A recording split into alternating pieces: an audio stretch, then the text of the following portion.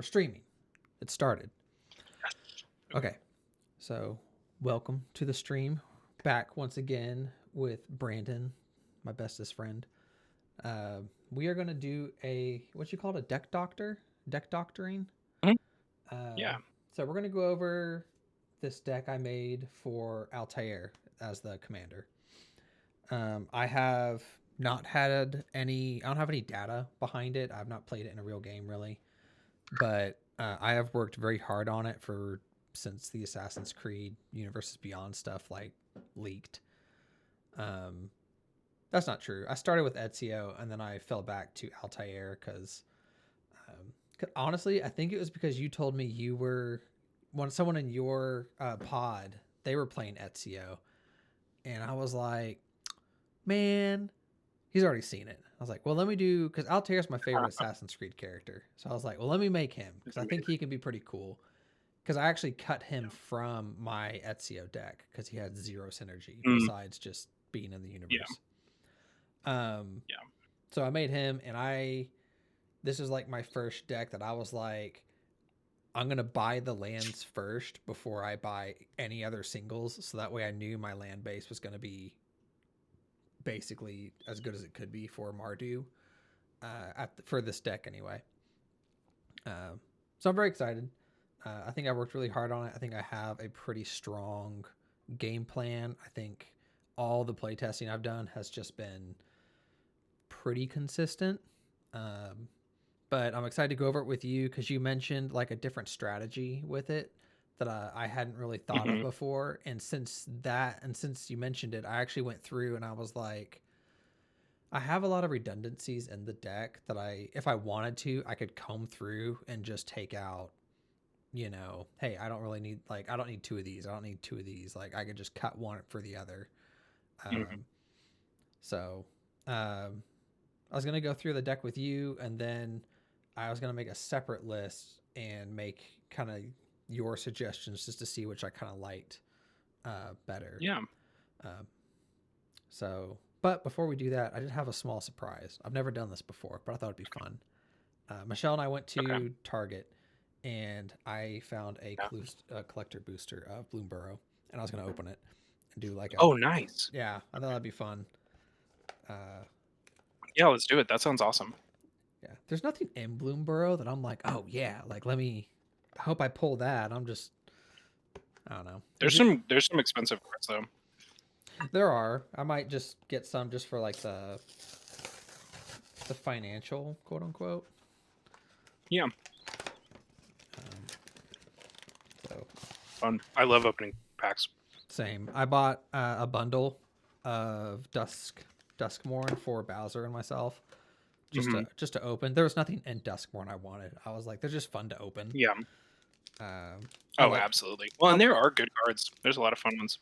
oh, there's really good cards, but it's like there's nothing format changing, and there's nothing Hmm. I was really looking for, so to speak. I really like the bundles because they give you a taste of the whole set, and then you're like, ah, cool, I'm done. Hmm. But this is Bloomborough. All right, let's see what we got. So first, I don't have the camera that points down, so we got a token rabbit. I'm not one of those streamers that has like the camera facing down and they know how to like count like 6 cards deep, put them in the back, and like, but I got a splash lasher, whatever the hell that is. It's a frog. It's cute. Hell yeah, Splash Slasher. Okay, first That's funny. we have a Warren War Leader. Uh, it's a mythic creature rabbit knight. I could put it in the knight deck. Whenever I attack, I choose one. I create a 1/1 white rabbit creature token that's tapped when attacking, and attacking creatures you control get +1/+1 to the end of the turn. Actually, that's not bad. That's not bad. Wait, what was the name of it? Warren War Leader. Oh, okay, yeah, that's the White Rabbit. Yeah, Why that's a good art. I'm gonna turn that light off. That's obnoxious as fuck. See if that does it better. Yeah, that's much better. Yeah, it's not bad. Yeah, Kind of that's gets a good art. it. Oh, you'll like this I one. like. A luminous brood moth. Oh yeah, Luminous Broodmoth's great. Yeah. We have a That's a dark good art. we have a dark star augur. It's a bat warlock. Hmm. Yeah, these are all the fun arts. Oh, because it's a collector's booster. Yeah. Yeah, all right. We got a swarm yard massacre. You create some squirrels. Do a little. I wish I had a better thing for this, but I'm not there yet. I'm not there yet. All right, we got the byway barterer. He's a raccoon. You can't really see. That's fine. Mountain. I won't show you that. Mudflat village. Uh, it's a really. It's an okay land. You can tap it for a colorless, or you can tap it for a black, and you can only spend it to cast a creature spell. Or you can pay one in a black, sacrifice it, and return a bat, lizard, rat, or squirrel card from your graveyard to your hand. So, Fine for tribal. it's fine, I guess. Yeah, Uh, fine for tribal. I don't know that it's that much better. yeah. A gossip talent. It's one of those enchantment classes. Hmm. Whenever a creature you control enters, surveil one. Whenever you attack, target attacking creature with power 3 or less can't be blocked this turn. And whenever a creature you control deals combat damage to a player, you may exile it, then return it to the battlefield under its owner's control. I actually needed this for a deck I'm building. For you, actually. Nice. Yeah. Honestly, those talents are pretty cool. I put Alchemist talent into um, I put that into my treasure deck, and then I ended up putting in oh man, oh there's like a blacksmith's talent, and blacksmith's talent is very good for equipment decks. Nice. Speaking of equipment, I got a Starforged sword. Nice, Oh, that's cool. it's okay. I think I have the token for that. I have a Consumed by Greed. Target opponent sacrifices a creature with the greatest power among creatures they control. If the gift was promised, return target creature card from your graveyard to your hand. That's not bad. It's a 3-card instant. Gift a card. Black. It's not bad. Good removal. Another raccoon, the Junkblade Bruiser. I think that's in the. I think that's in the Gruul Precon. I think the Junkblade Bruiser. I'm not sure. We got a Veteran Guard Mouse. It's okay. These are commons. A Mind Spiral. These are all commons. I'm not. And a Skipper Duo. I don't know. Nothing jumped out at me. That enchantment class was pretty clutch, honestly. That's a good one. Yeah. It'd be interesting to see like the values of everything because it's like I don't know how much all the tribal stuff is going for. I don't think it's going for very much, but a lot of the classes are pretty good. Yeah. There's one of them that's like $30. Yeah, the Luminous Broodmoth is actually I think that's Mothra. They made that a Mothra card. Oh, that's cool. If I'm not mistaken. I think that Warren That's War Leader's pretty. That might be worth something. Might look that up. nice. I'll look it up right now. I'm just curious. Very nice. You can do that too. I can open up like a TCG player and see. No, it's not. It's like $3. Just kidding.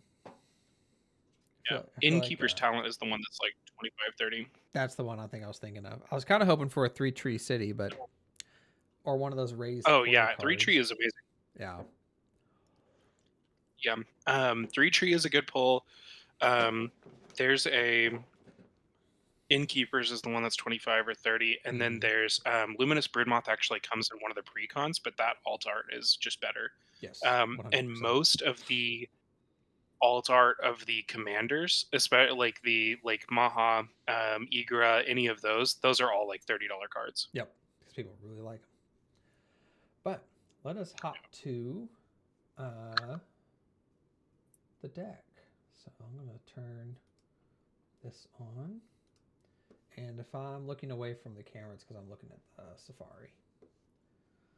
So let's go over this.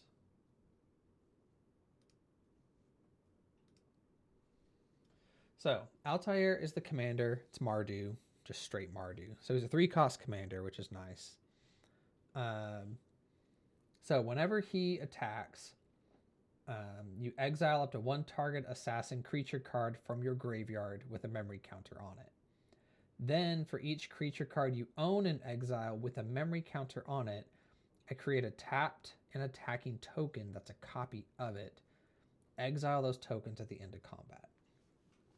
So, going into this deck, I knew I needed, coming from Yu-Gi-Oh, I needed Foolish Burial effects. I needed to put cards in graveyard directly. And that was either through like Foolish Burial straight to there, or I forgot the term, but it's the draw and discard outlets. Looting, I think is what it is. And then, so that was my main goal, was to fill my graveyard up with assassins. And then my second goal was protecting Altair, because without Altair, you cannot really get your engine moving. Because basically you attack and it's like a snowball. You just like start exiling, and the more and more you exile, they all come back. And then my third goal was so fill the graveyard, protect Altair. And then the third goal was a little bit of token synergy, a little bit of like, if I can find ways to keep the tokens on my side of the field and not get them exiled and just have some blockers up, that's the best case scenario. So that's like the 3 main goals of the deck going in. Oh, I guess this is oh yeah, I have it on the types and tags. Hang on.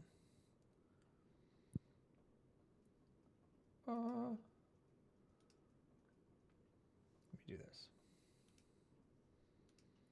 See if it'll go in order now. Boom. Okay, so first card I put in, or not put in, but just going in order of types, starting with Planeswalkers, is Kaya. Just a cheap Planeswalker that kind of hit all the boxes for me. Because her +1 creatures I control get Death Touch until the end of the turn. So Altair is a first strike creature, and so giving him Death Touch is like another form of protection. It's a free attack, basically, because no one's going to block him unless they have first strike themselves or double strike. Yeah. And then the second part of that +1 is you can put a +1 counter on up to 1 target creature token you control. So if I can keep my tokens, she just buffs them up, which is nice. Yeah. Then her -2 ability was a token doubler. Until end of turn, if 1 or more tokens would be created under my control, twice that many of those tokens are created instead. So all the tokens Altair is creating, I'll create 2 of them. The legendaries will obviously die, but I have several non-legendary assassins that basically hit the ground and they just blow stuff up, or they draw, or they do something. And then the last one is not really, I don't think I'd ever use, but it's exile cards from all graveyards, and I create a 1/1 white spirit creature token with flying for each card exiled this way. One of the things I really liked about this deck is, yes, I use my graveyard, but if someone Bojuka bogs my graveyard, I don't care, because usually Altair already has the cards put in exile. So even if Altair gets like pathed or swords or whatever, I just bring him back, and all those cards that have memory counters on them, they're still online, and I just have to swing with Altair again. So it's not like I have to restart the whole thing. It's just like I just have to build it up, and even if Altair gets hit, I'm still right where I left off, and I can just keep pushing forward. So getting into the creatures, like I said, all these are going to either do an ETB, bring me value. They're going to do something. So the first one is Queen Marchesa. She makes me the monarch, and then She has another ability of if I'm not the monarch at the beginning of my upkeep, she creates a 1/1 black assassin creature token. The deck's really interesting because when I've been goldfishing, I don't ever really cast my creatures. I always hold them in my hand and try and just put them immediately in the graveyard. So basically, every turn, Hmm. she's just a draw engine. I will always get Monarch every time Altair attacks, so I'll always just get a free draw. Yeah. And she's a Death Oh, Touch. that's a good point. Okay. Okay. Yeah, so even if someone takes Monarch from me, I'm like, cool, I'll get it back on my turn without having to You attack get it the back or you Monarch. re-become. Yeah. Yeah. That's cool. Okay. I Um, didn't think about that interaction. Um, okay. I do have another small question. This is more of like a ruling question. So, because you have black in your color identity, could Ezio theoretically go in this deck? Or because he has Wooburg in his color identity, he can't? no, so he cannot because he has Wooburg in his color identity.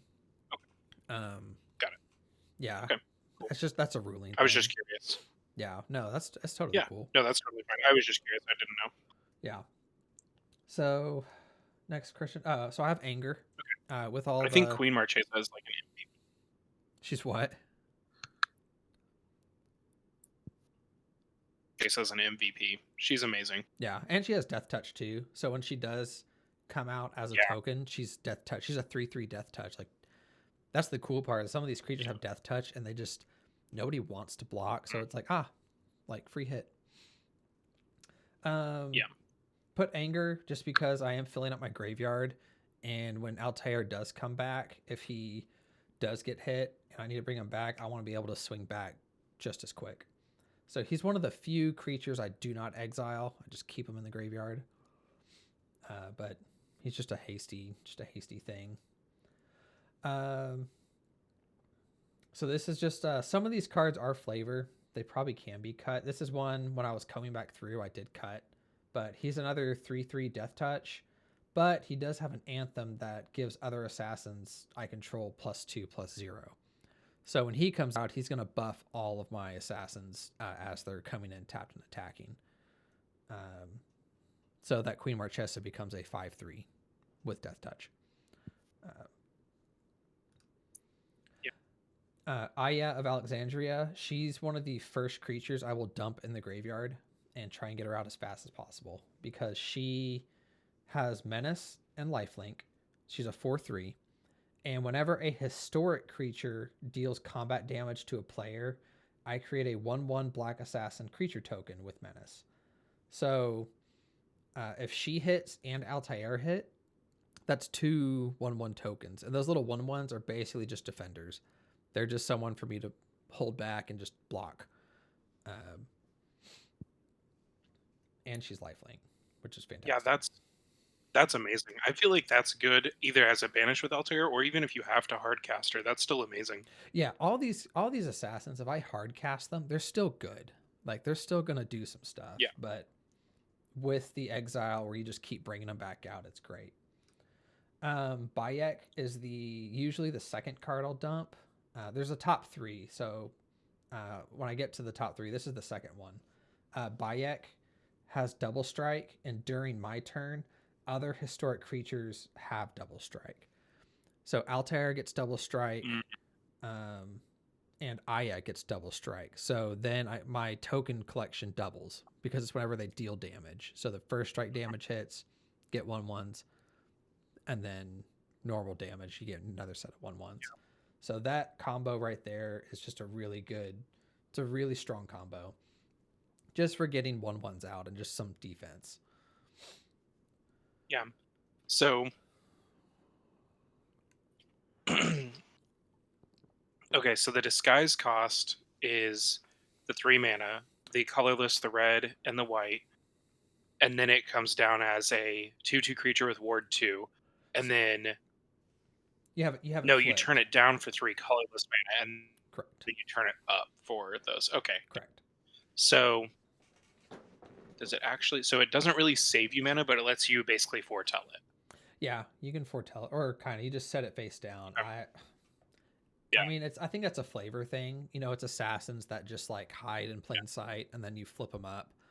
Yeah. Um, that's a flavor thing on That's their end, fine. I but feel like nothing. free running is better, but Yeah, yeah. it's not something I've in all my play testing. I have never done that. Big Game Hunter. This is just a normal creature.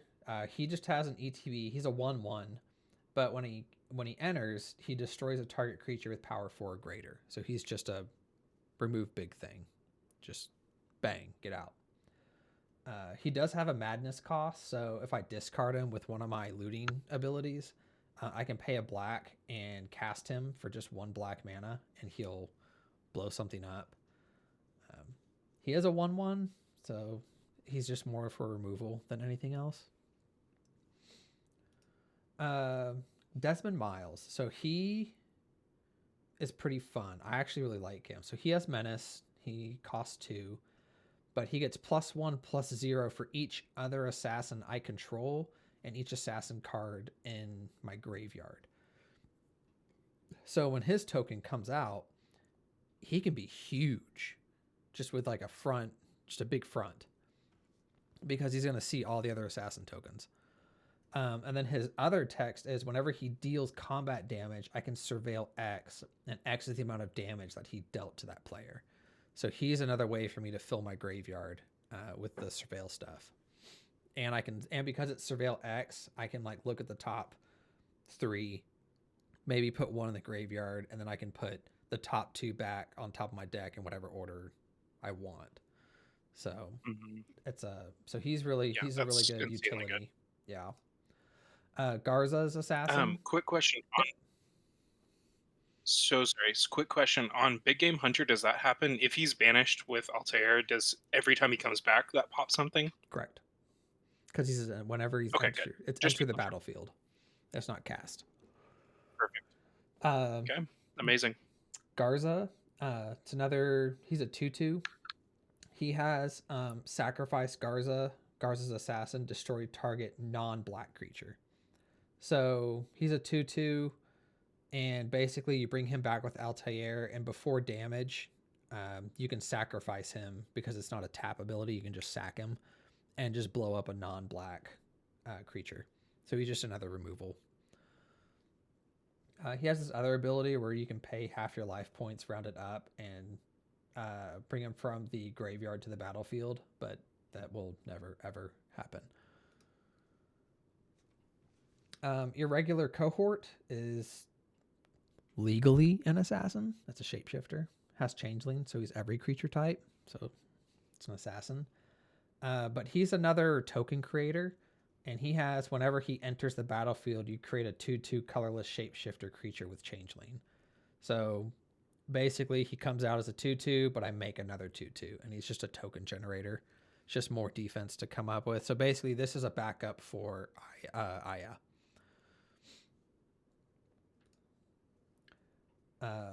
Mari, the Killing Quill, she's really great because she has the ability, just the anthem of whenever a creature an opponent controls dies, you exile it with a hit counter on it.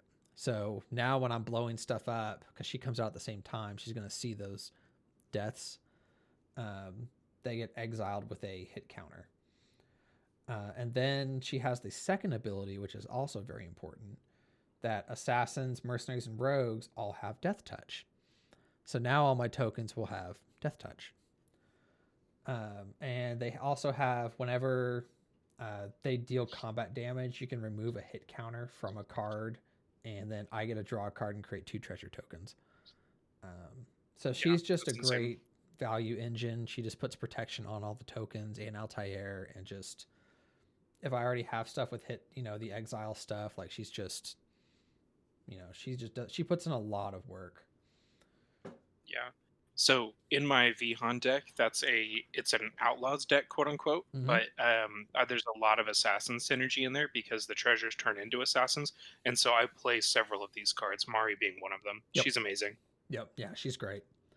So I put in Massacre Girl.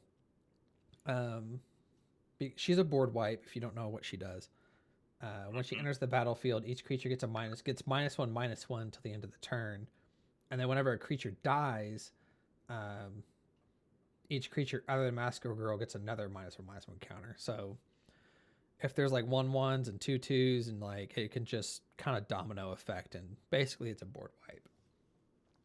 Um, so she is kind of a. It's interesting because if I exile her with Altair, she will come in with all the tokens, but it's basically going to board wipe every time she comes in.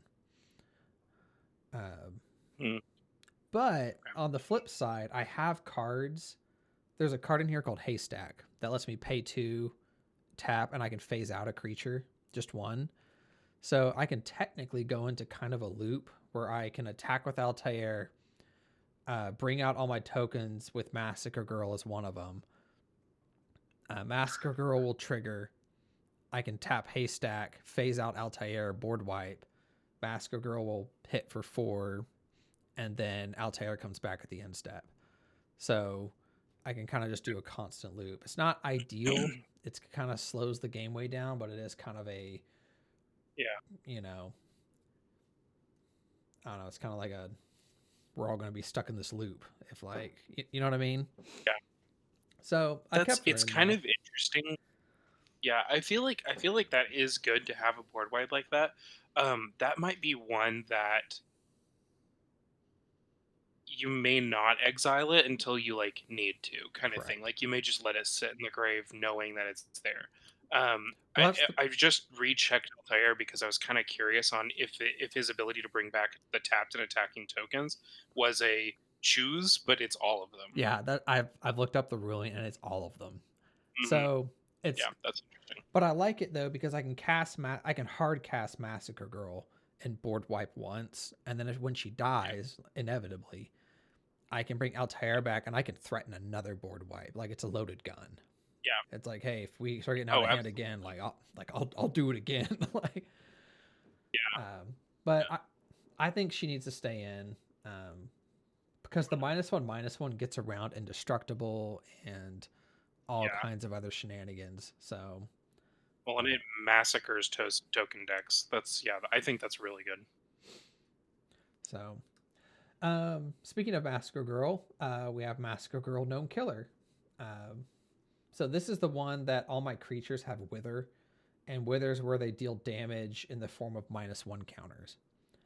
And if you don't know, so -1 counters don't go away. So even if they block and say the creature survives, say they're 5/5, hits my 3/3, they'll now have 3 -1 counters on there, and that creature has become a 2/2 now. Mm, And then she has the other ability of if a creature an opponent controls dies, if its toughness was less than 1, draw a card. And so the Wither drops their damage to 0. So she's card mhm. draw if they block, and it's just she's just kind of like a makes all my tokens another, you know, problem. Yeah. Well, and the card draw attached to it is really good. Yeah. She's a Maha card. Yeah. Oh my god. Jesus Christ. Mhm. God, you're awful. You know me. Uh Master of Cruelty. So I threw him in here because this is a really fun gotcha. uh Mhm. so he has a first strike death touch. He's only a 1/4. Notably, he's not an assassin, but I can make him an assassin if I need to, or I will. But he has the clause that he can only attack alone. But if he comes in with the memory counters, he comes in tapped and attacking, so you can skip that ruling for him. Okay. And then he has whenever he attacks a player and isn't blocked, that player's life total becomes 1, and the Master of Cruelty assigns no combat damage. Assigns no combat damage this combat. So basically, if I can attack with Altair, bring in all my tokens. Say he has a memory counter, and I bring him in too. If they have to block him, like they have to block him, or their life total becomes 1. And if he's being like if he's swinging, and there's like another creature, like they'll just die because their life total becomes 1, and then the rest of the damage like hits. So, Yeah. So he's like That's pretty good. that's my like assassinate, card. Um, so that's just a clever like play around the rulings. Um, you know, just fun thing. Mondrak, Glory Dominus. Um, he's the creature. He's a token doubler. So you bring him out. You can, if one or more tokens will be created under your control, twice that many tokens are created instead. So just token doubler. But then you can pay 1 and 2 white Phyrexian. You can sacrifice 2 artifacts and or creatures. Put an indestructible counter on Mondrak Glory Dominus. Um, so he's one I'll probably hardcast. And the fun part is that ability is an instant ability. So say I swing with like 2 tokens that are going to get blocked. I can sacrifice them to Mondrak and just put an indestructible counter on him every turn, just because like the tokens, they're either not getting through, or even if they did get through and they survived, I can sacrifice them before the end of combat and before they get exiled. So that's it's a fun thing, That's interesting. Yeah. So the token doubling is interesting, and your planeswalker does this as well. And you mentioned that like the legendaries die just because they check legend rule, and so it's primarily like the non-legendary ones. I think that's interesting. I can't decide if I think that's good or not, because like hypothetically doubling up your counters is always good, but since you're picking which, like, you're not necessarily hand choosing which ones are exiled, like, I don't Well, know. It's just interesting. let's It's really good late game card. let's cook a little bit. Yeah, we're gonna keep going. Let's cook a little bit. Yeah. Um, Necrotal is just another assassin, and he has the same thing as what's his name? He's the one that sacrifices that we mentioned earlier, Graz, I Mm-hmm. think. But he does the same thing, but he just has when he enters. So he will stay on the field. He just Yeah. has when he enters, he can target a non-artifact, non-black creature and destroy it. So he's That's just good. another. Again, the deck's really good at destroying creatures. It's really good at it.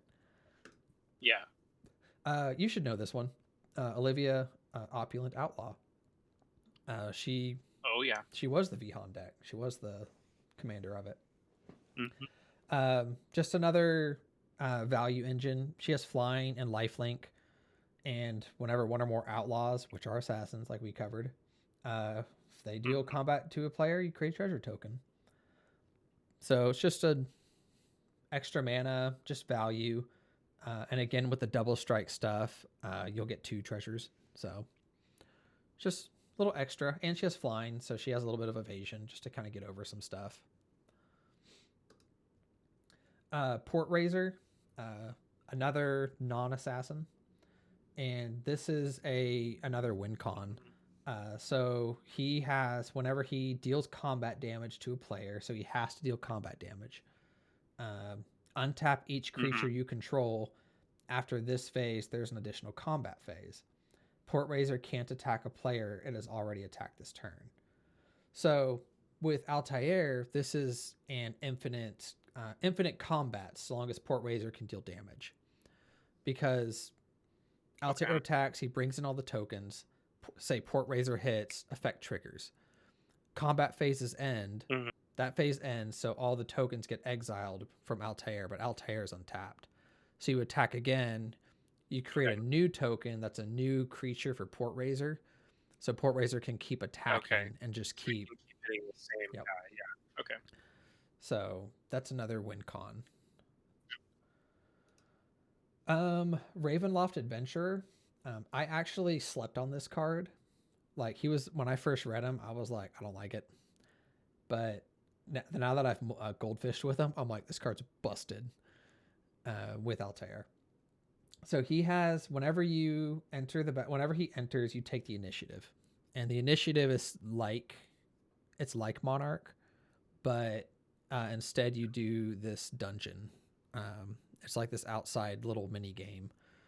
Have you played any with the initiative at all? Oh, I've I've seen a gameplay where they used it, and it's like you advance through like the maze kind of thing. Correct. There's like 4 levels or something. Yep. Let me find the token real quick because the token uh, is clutch. Yeah. So this is what happens when he enters the battlefield. You go to the Undercity. So as soon as he hits the ground, you go to the first room, which is the secret entrance. You search your library for a basic land card, reveal it, put it into your hand, and shuffle. Um, Oh, so I will that one is automatically, good. so I'll automatically get a land. Next combat, Mm, I bring him back out, and again, even if somebody takes the initiative from me, I just get it back on attack. mm, So then I can either go to one of the other two rooms, which is uh, the forge, which I can put 2+1/+1 counters on target creature, or I can scry 2. Um, it has a bunch of other stuff, but basically it's just a value engine. And the last room that you can get to yeah, pretty quick with enough combats. The last room is the big one. Is you reveal the top 10 cards of your library, put a creature card from among them onto the battlefield with 3+1 counters on it. It gains hexproof this turn, or it gains hexproof until your next yeah, turn, and then I can just start it over again. yeah. That's bananas. So Yeah, I slept on that card for a while, and then I was like, oh, that's really good. yeah. That's honestly really good. Yeah, and he's a 4/3, so he's just like a little beefier, and he's not a legendary, so I can make multiple copies of him. Um, put in Roaming Throne. Uh, I wanted this Of deck to be course. a little spicy, not like super spicy, but enough. So Hmm, hopefully everyone knows what Roaming Throne does, but if they don't, it has Ward 2. When it enters the battlefield, choose a creature type, and Roaming Throne is the creature type in addition to its other types. And then he has, if a triggered ability of another creature you control of the chosen type triggers an additional time. So Altair could exile 2 assassins from the graveyard, and then all the mhm, assassins that have ETB triggers can ETB 2 times. So I can blow up 2 creatures. mhm. So it's just a little gasoline to the fire. Um, and I can, if I need to, I can exile him with Altair because whenever he enters, it's not when he's cast. So whenever he enters, I can just choose assassin. So when all the tokens come in, they'll just Assassins again. yeah. So even if you get rid of Roaming Throne, it's whatever unless he's exiled before I can exile him. Mhm. Uh, Roshan. Um, so this is one of my ways of getting those non-assassins to be assassins because she has an anthem of other creatures you control are assassins in addition to their other types. Mhm. But it's also the same is true for creature spells you control and creature cards you own that aren't on the battlefield. Um, she has some other stuff like the face down creatures you control have menace, and then whenever a permanent I control is turned face up, I draw a card, lose a life. I guess that's okay. But basically, she's one of the few assassins I will hard cast because she needs to be on the battlefield for Altair to see the other assassins in there. But Mhm. so she just makes them all assassins. Ruthless Lawbringer, he's kind of an MVP. If I don't put him in the graveyard, he's probably Mhm. fourth. He's probably fourth on the list. Because he has, whenever he enters, I have to sacrifice another creature. So not him. Mhm. And when you do, I can destroy a non-land permanent. So that takes care of artifacts, enchantments, all the goodies. Yeah. And he. So does he just sacrifice one of the other tapped and attacking tokens? Usually. Or if I have those little 1/1 tokens I've made from earlier, I just sacrifice one of those tokens. Yeah. If I'm Yeah. That's good. if I'm desperate, I'll sacrifice Altair, but that's if I'm like desperate. Yeah. Uh, You won't need to. You would just sack one of the other things. yep. Shay, Okay. uh, he's a 1/1, but he's a I guess you'd call him a tech. He's a problem solver. Because you can pay one Cool. And permanents you control lose hexproof, indestructible, protection, shroud, and ward until the end of the turn. So Altair attacks, brings him in before we go to blockers, or all my triggers resolve. I can pay 1, remove all their protection, and it's a free game. Mhm. And then it has, I think that's good. yeah, whenever a creature an opponent controls becomes the target of a spell of an ability you control, put a bounty counter on that creature. And then whenever a creature with a bounty counter on it dies, you put 2+1 counters on Shay. It's pretty irrelevant if he's a token, but if he's just chilling on the battlefield, he's pretty cheap, so he might be hard cast, but like I said, it's rare. Yeah. Oh, you'll like this. That's kind of a good go ahead. push one. I feel like Shay's kind of a good game push one where it's like, okay, hard cast Shay, pay 1, everybody loses everything. Combat Altair attacks, bring in 5 tokens. Like that seems like it would push pretty hard. It's that. It's also, I feel like it could also be a political piece with like, hey, we have a problem. And I was like, hey, I can make him lose the protection if you guys want to like handle it after that, because the pay 1 is that's any time. So I could just have him sitting there, and it's like, hey, whenever you want to hit him with swords, like you just let me know.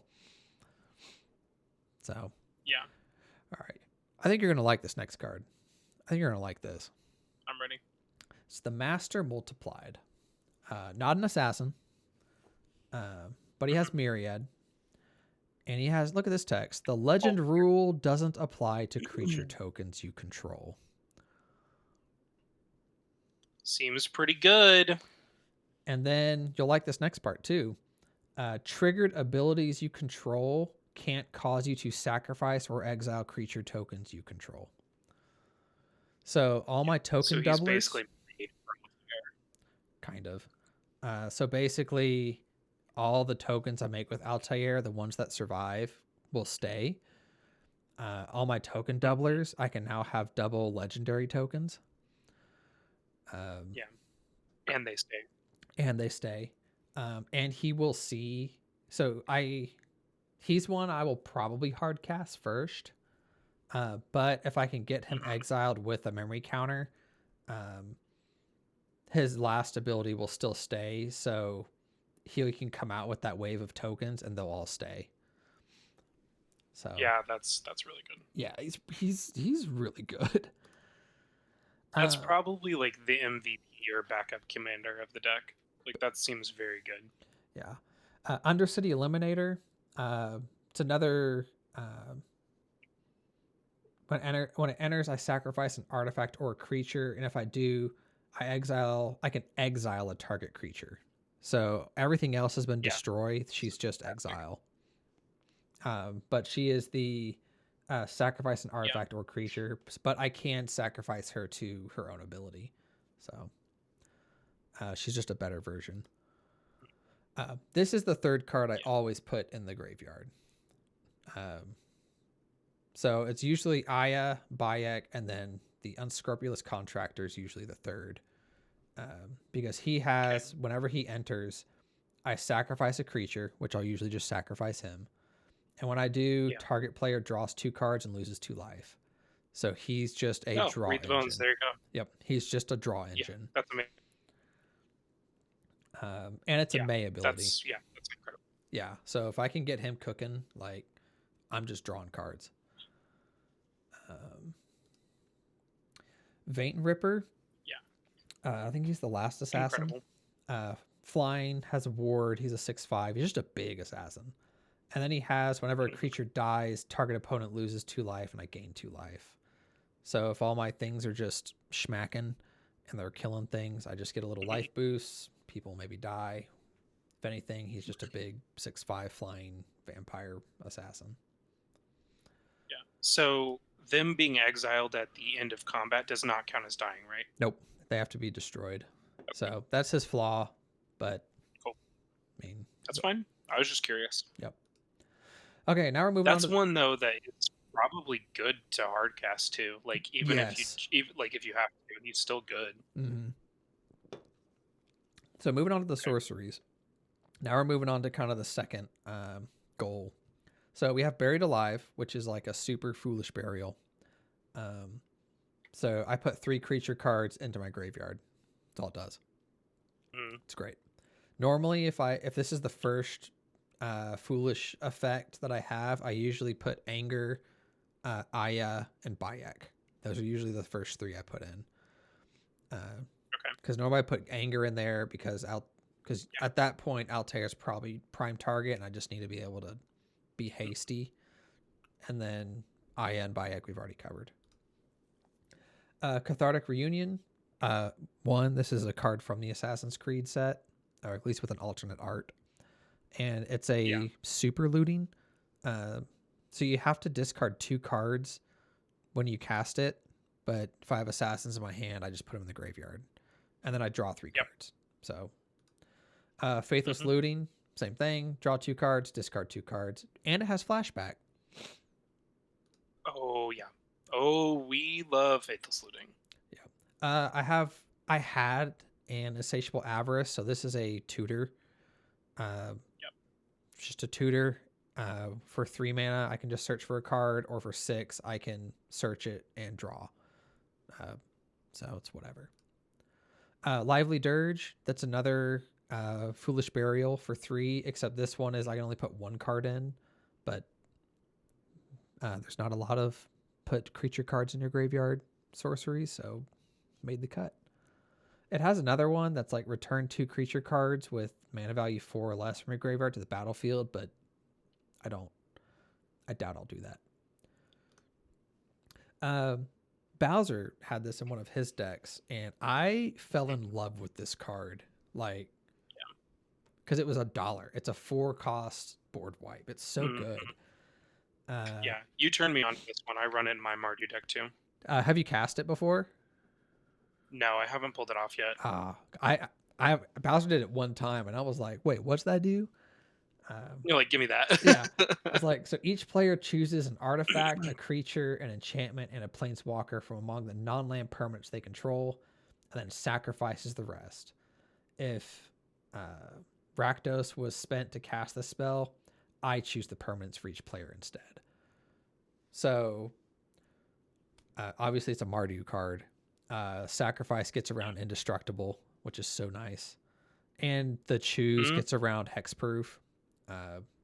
So it's so cool. It's so cool. And fun fact, you can choose, so say they have an artifact creature. You can be like, hey, there's your artifact, there's your creature. Yeah. Yeah. It's pretty cool. Yep. Absolutely insane. So this is another Assassin's Creed card, just an alternate art, but I thought it was important to have a little bit of recursion as far as this one just returns an artifact, an enchantment, instant, sorcery, and planeswalker from the graveyard to your hand. So it lets me reuse some of my other stuff, not my creatures, but everything else. So I just thought having one recursion piece would be kind of nice. So if I do get wheeled or windmilled, whatever it is, I have a chance of getting it back. But that's really the only recursion piece I really have. Ruinous Ultimatum is my favorite card in Magic the Gathering, period. Like, it's peak. Destroys all non-land permanents your opponents control, so it leaves you alone. So good. Busted. The only thing that could top this if it exiled them, but one day. Unmarked Grave, it's another Foolish Burial, but it's a 2-cost. Its only downside is you have to do a non-legendary card, but that's usually not a problem. Now we're getting into the instants, so we're going to get into probably some more looting effects, but also some protection pieces and interaction pieces. Darkness, I just thought this was going to be very thematic for Assassins, but it's a fog. You prevent all combat damage that will be dealt this turn for 1 black mana. You know, Assassins just like disappearing in the dark. Like, it's a fog. It's great. Yeah, absolutely. Entomb, it's another Foolish Burial for 1. Just put a creature card in there. But it's an instant, so you can play it during whenever. Final Showdown. This is kind of another one-sided board wipe because most of the time I imagine Altair is really going to be the only creature on my side of the board for the most part, besides tokens. So Final Showdown was Hmm. kind of a must include because it has all the spree abilities of it has options. So all creatures lose all abilities to the end of turn. I can make a creature gain indestructible to the end of turn, and I can destroy all creatures. So Yeah. very flexible, very good card from Thunder Junction. Basically, you Mhm. make Altair indestructible, destroy all creatures. Like, Yeah. I freaking love Final Showdown. It's I, so good. I have never cast it, but one day. It's the Um, threat that counts. yep. Ink Shield. This is another fog. It's a 5 cost, but it has prevent all combat damage that will be dealt to you this turn. And then for each 1 damage prevented this way, I create a 2/1 white and black Inkling creature token with flying. So basically, they try to swing out, kill me or whatever, or I just see an opportunity where like someone's swinging with a 36/36 Hydra. I'm like, hey, you know what? No. And then I create 36 2/1 white flying Inkling creature Mhm. tokens that I can just swing with. It is 5 cost, so it is a little expensive, but I thought for the most part, if my graveyard's full, I really should have mana open and I should be like kind of ready. Mortify, another Assassin's Creed alternate art. It's just a instant 3 cost, destroy creature or enchantment. Pretty normal. Path to Exile, another Assassin's Creed alternate art, but just another interaction piece. Thrill of Possibility. There's your looting again, discarding a card, draw 2 Yep. cards. Getting into the artifacts, I have minor ramp. Like I really don't have much of a ramp package. So I have Arcane Signet, and then I have Ashes of the Ruin. So I picked this over the, I think it's called the Nexus Bloom. It was a lot of the Goyfs use it. Yeah. It's Maskwood Nexus. Maskwood Nexus. So I picked Ashes of the Fallen because it was a little more niche. It was a cheaper rock, and it Mhm. only so it enters. You choose a creature type. You choose assassins, and then each creature card in your graveyard has the chosen creature in addition to its other types. So it's just the Mhm. graveyard it looks at. So I thought that was the better choice. It was a lower mana curve. Um, you Yeah. put in that Master Cruelties or uh, Port Razor, and you can exile them and start your shenanigans. Brotherhood Regalia, um, just another protection piece, but also equipped creature has Ward 2, and it can't be blocked. So it's a free attack for Altair, which is what he really cares about. He just wants to get in and not die. And it's Assassin's Creed, so dual win. Uh, Felwar Stone, it's another mana rock. I feel like Mardu, you don't have the best. Mardu is, I think, one of the most challenging land bases and like mana bases to like mess with because it doesn't Mhm. have the I agree. draw. You can't draw with the blue, and you don't have the green ramp spells, so you're stuck with the rocks Yeah. basically. And Mhm. the only draws you get are from red and black, but it's like Yep. you're losing your hand, you're losing life. Like it's a hard life. So I Yeah. have I have Arcane Signet, Felwar Stone, and Soul Ring will come up here in a minute. Mhm. Here's Haystack, iconic in the games and in Magic the Gathering. I love that art. It's so good. Um, So good. but it's a pay 2 tap target creature you control phases out. You treat it anything attached to it as though they don't exist until your next turn. So if you're really in a bind, you don't have like a free attack, but you just want Altair's trigger, you attack with Altair before damage. You just phase them out, but then you have those tokens that have already come in and swung. So it's just another good protection piece. So that way, if they do try to like swords him or something, you can just phase them out. Or if somebody casts a board wipe, phase out. Like so, Really, really strong. Um, I'm gonna pronounce this horribly, but it's the Matzalanti, the Great Door. Um, Mhm. I've been in love with this card since I discovered it. I forgot what it came in. I think it came in. It came in Ixalan from last December. Mhm. Uh, just a 3 mana rock, but it's a tap, draw a card, discard a card. So there's my loot. It's also arguably Assassin's Creed themed with just kind of like the ancient look to it, you know. Yeah. It has another ability where you can flip it and it becomes a land where you add X mana of any one color, and X is the number of permanent cards in your graveyard. But I usually just keep it on this door. It's just it's a constant looting effect I can do every turn. Um, Yeah. Smoke Bomb. This came in the Assassin's Creed set. I fell in love with this card when I read it. I thought this was perfect. Um, but it's an Yep. artifact, has flash for 3 mana. Mhm. All creatures have Shroud, which is, I think some people overlook that. So if someone's trying to equip something to their creature that's going to be an issue, you can be like, no, but it has Shroud, and everyone's stuff has Yeah. Shroud, so you can't target anything.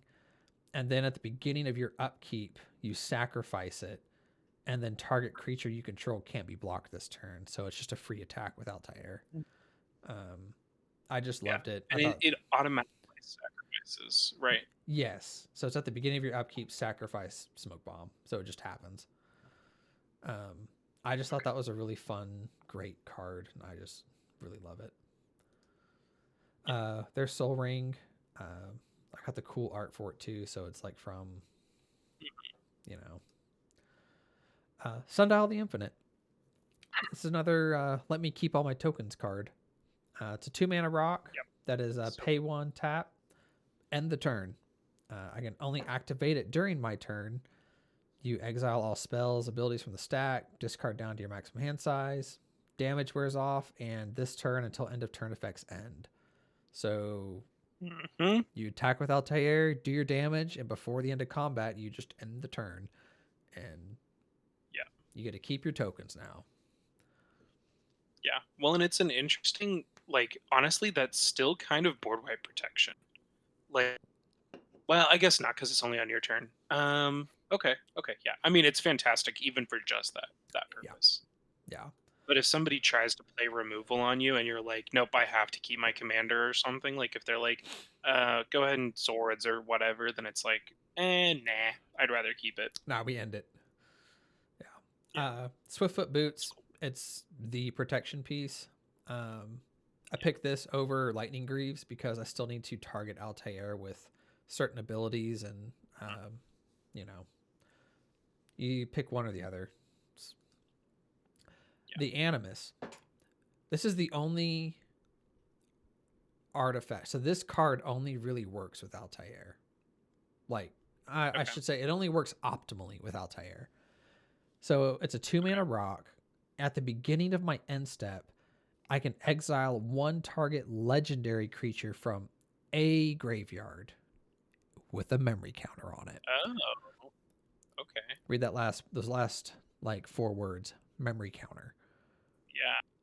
And that's Altair's. Uh-huh. It's because Altair Yeah. brings back all creatures with memory counters on them. Okay. Yeah. Interesting. So it's graveyard hate, it's recursion for Altair, or it's a double up for Altair. Basically a double up. So, Or you can grab something crazy from an opponent's graveyard. yeah. And then I get a token of it.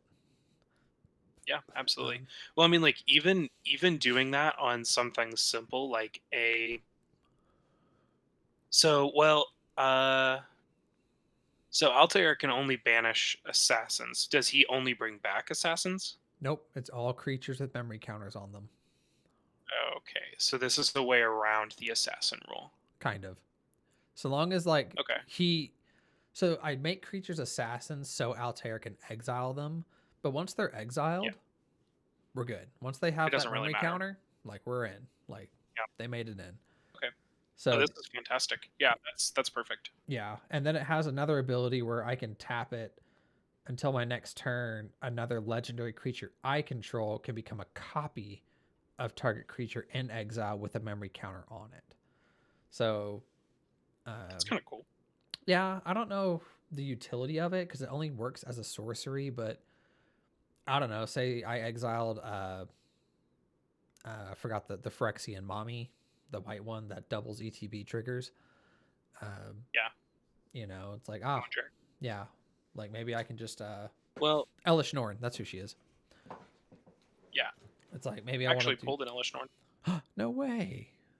The double Yeah. ETB one or the token one? Mm, I don't know. I pulled it and I was like, "Oh shit, that's a $25 card," and then didn't really look at it or care because I was like, "Yeah, it's fine." Um, so the other utility I could see is doing that on going like tap Altair becomes like Ruthless Lawbringer or something like that to get an additional pop. Yes. So like I think there's some Electron, the one I have is the doubler nice. triggered ability of opponent. Yep, that's the one. That's crazy that you pulled that because I think I pulled mine. Nice. Yeah, it's a good card. Yeah, it's really cool. Um, so yeah, I put in the One Ring, um, because I had a copy. Like I said, I wanted the deck to be like a little That's spicy, but it's yeah, also you could argue a little thematic. It's a legendary artifact. Assassin's Creed likes all that stuff, so yeah. eh. And then we get into a lot of protection with these enchantments for the most part. So this is a legendary enchantment background called Agent of the Shadow Thieves. So very assassiny. Commander Yeah, creatures it's I great. own have whenever this creature attacks a player, if no opponent has more life than that player, put a +1 counter on that creature. It gains Death Touch and Indestructible until end of turn. So that's my free attack with Altair, basically. And it's only 2 mana, so it comes out on curve. I can play this turn 2, get Altair out turn 3. Like it's perfect. Black Market Connections, just more card Okay. draw, more ramp. Mardu kind of needs it. Yeah. Conspiracy, another alternate art for Assassins or from Assassin's Creed, and it does basically what Rashawn does. It makes all creatures of a certain creature type. But it's an enchantment, so that's kind of another way to make it happen. Cover of Darkness, more protection. All my creatures, you choose a creature type, and all those creatures gain fear. They can't be blocked except by artifact creatures and or black creatures. So Mm-hmm. Personally, I think Cover of Darkness is extremely overpowered. I think that is a superb card and absolutely deserves to be like a search target for insatiable avarice. Even like interesting. it's so good. And is that from your experience with the Ezio player? Yes, from my experience. Gotcha. Yeah, the fear not being able to block and like just in playing against Ezio, there are so many times that it's possible she either has Cover of Darkness or even doubled up with like Brotherhood of Regalia, a Cover of Darkness, and something else. And so it just like the number of ways that she can get in is just insane. It's just insane. And so it's like even if you deal with something else, like I find myself spending mana and removal on Cover of Darkness, and I'm like, this is a 2 mana enchantment. Like it sucks that it's this big of a problem, but if I'm not playing a black deck, she can get in, and so it's just crazy. Yeah. Descendants Fury. So this is a fun one. So it is whenever one or more creatures you control deal combat damage to a player, I may sacrifice one of them. If I do, I reveal cards from the top of my library until I reveal a creature card that shares a creature type with the sacrificed creature. And I put that card Yeah, onto the battlefield. So in a pinch, I can usually hit with Altair, say I didn't hit any looting, I didn't hit any foolish burials. I can hit with Altair, have Descendant's Fury, sacrifice him, get an assassin on Mhm. the field, hopefully bring Altair back, and then hopefully start sacrificing those creatures to put them in the graveyard. Or I can sacrifice one of those tokens that hit and get a new assassin out on the battlefield. Uh, so it's just a really nice kind of just more fuel to the fire, basically. Yeah, I totally. It's a Uh, cheat effect. it's a cheat effect, yeah.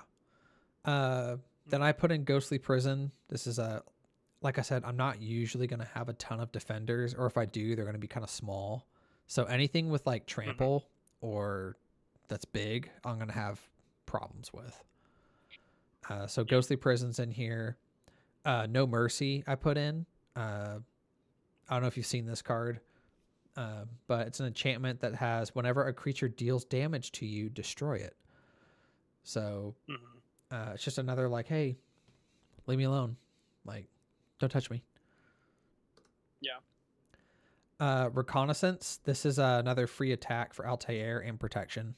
So if they like some Mhm. make something bigger than him and something happens, I can pull him out. And it's also pseudo vigilance. You pay 0, Yeah. remove target attacking creature from combat and untap it.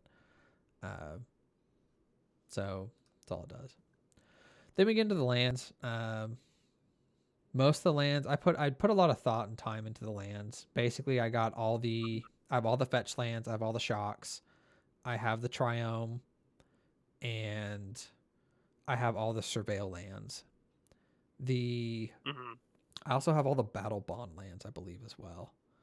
Uh, I have Rogue's Passage to get in. I have Shizo's Of course. Storehouse to get in. Jesus is amazing. I have And a then Maze of Ith is kind of another copy I of have Maze. Reconnaissance. Yep, I have Maze of Ith as another protection piece, and then the other tech card I have is this Vault of the Archangel. Um, Okay. it has tap for colorless, or I can pay 2 Mm, white and black, and creatures I control gain death touch and lifelink. So that's a yeah, fun thing. So that's the deck. that's The curve on it is pretty low. Well, I say that there's a lot of 4 costs, but honestly, I really chill in like the mhm. 2 to 3 cost range. Um, so Yeah. my yeah. So most of my stuff is black mana cost, but because I'm in the graveyard most of the time, you just kind of have to play around it and see. So that's the deck in a nutshell. Um, so there are a lot of redundant pieces. Uh, Hmm. that like if I were to comb through this, because you so well let me back up. Why don't you explain your theory to our audience, kind of your thoughts when Hmm. because you already looked through this list once, but Yeah. you had a Hmm. different kind of take on it. But let me talk to me. Yeah. So, so basically, one of the things that I was kind of looking at was I was comparing Altair to some of the commanders that I play and how they play, and so Altair is he's I was comparing him at first um, to my commander Mothman, the Wise Mothman, where he needs to be. Mothman kind of needs to be on the battlefield all 4 players' turns, and stuff needs to be milling on everybody's turn. And like basically, he gets online kind of at the same pace as Altair, where it's like every single turn he gets stronger, but it's not necessarily. There's ways to speed it up, but there's not really that many ways to speed Altair up. Well, And so because one of the things Mothman's a oh, good. Voltron strategy too. Because like Yes, Mothman, you exactly. kill with Mothman, where Altair is not really a Voltron. He's a Yeah, value engine. yeah. So one of the things that popped into my head was, okay, one of the ways to speed up Altair is with extra combat, like Port Razor. And so I went immediately. My brain went to Combat Celebrant.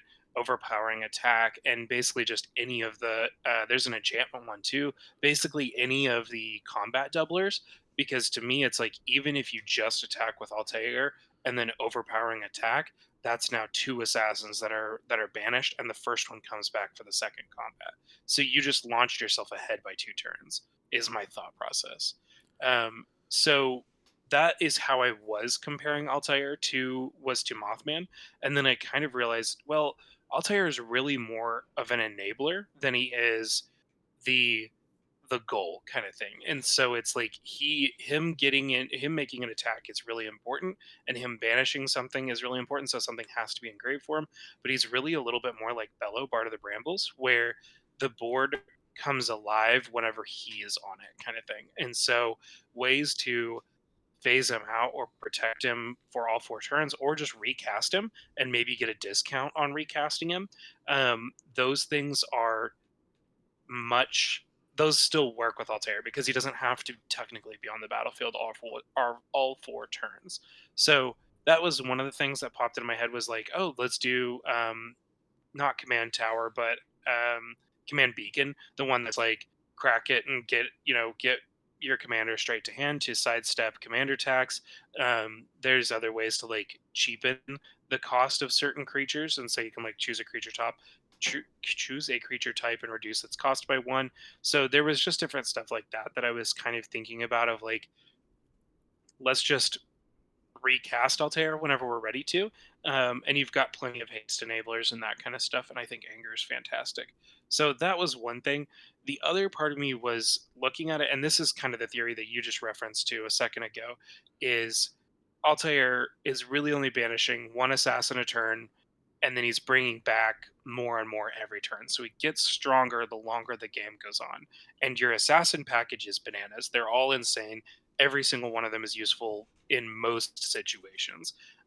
There's several of them that are value pieces. Some of them threaten games. Some of them are board wipes. Like there's tons of removal in here, and so I think that is almost this looks like a control deck is really what it looks like. And so because every one of your combats you're basically going to board wipe, even if you're not doing Massacre Girl, you're going to go pop pop pop and pop 3 things and draw 2 cards. And so my that was my thought was, okay, why not slow the deck down a little bit and put in even more removal? So instead of using Pillow Fort effects that like discourage people from attacking you, maybe either go with goad to make them attack other people, or B, increase the removal with things like terminate, or just different stuff like that. Increase your board wipes, just different things like that to force either A, get something out of the way, or B, slow the game down to where you are guaranteed to get to your later turns. Yeah, and that's where, because I'm a control player. I enjoy control, but sometimes my control is like I really enjoy being the puppet master. I really enjoy Hmm. like, hey, I like watching opponents take out other opponents while I kind of sit back and Yeah, I'm like scheming. It's like, yeah, oh, like especially if I'm like, hey, I'm not the threat or I don't look like the threat. Like, yeah. I can just be chilling and they're like, hey, they ignore me, they focus on somebody else. Even if they like board wipe, I Hmm. can be like, oh, like I'm just gonna like save Altair. Like it's my one creature I have. Like, we're cool. And then I can all of a sudden come back and be like, okay, well, when Altair comes back, I'm now all of these tokens now come swing back too. Hmm. Um, Yeah. so And I think that's the only problem I have with that strategy of trying to sit back and play passively is whenever Altair attacks and he brings back 5 assassins and 3 of them have destruction effects or death touch or something, I think I think the illusion immediately wears off. And so that's the only thing that I was worried about was, okay, either speed it up so that you can be the problem and Altair isn't getting removed every single turn cycle, or put in so much removal or protection that he is guaranteed to make it to the next turn. And yeah, so, because right I don't know. now, I think both ways work. It's just how you want to go about it. yeah. So right now, I have it where he hits the ground pretty quick. Yeah. He hits it Oh, pretty absolutely. quick. So in my mind, I can try and control the board from the get go. Like no matter what they put Mhm, out, I'm gonna blow it up. So it's like, mhm. especially if I can get my removal pieces out or I can get like some defense up, like I'm gonna start blowing things up immediately. Yeah. Um, and if I can keep up that pace, I can just start, you know, just taking players down one at a time. Now, Yeah. in my mind, so it would go, I'm going to start off pretty hot and be removing, have, problems. And then eventually Altair will get hit. And I'm going to Mhm. go, okay, like, I'm cool.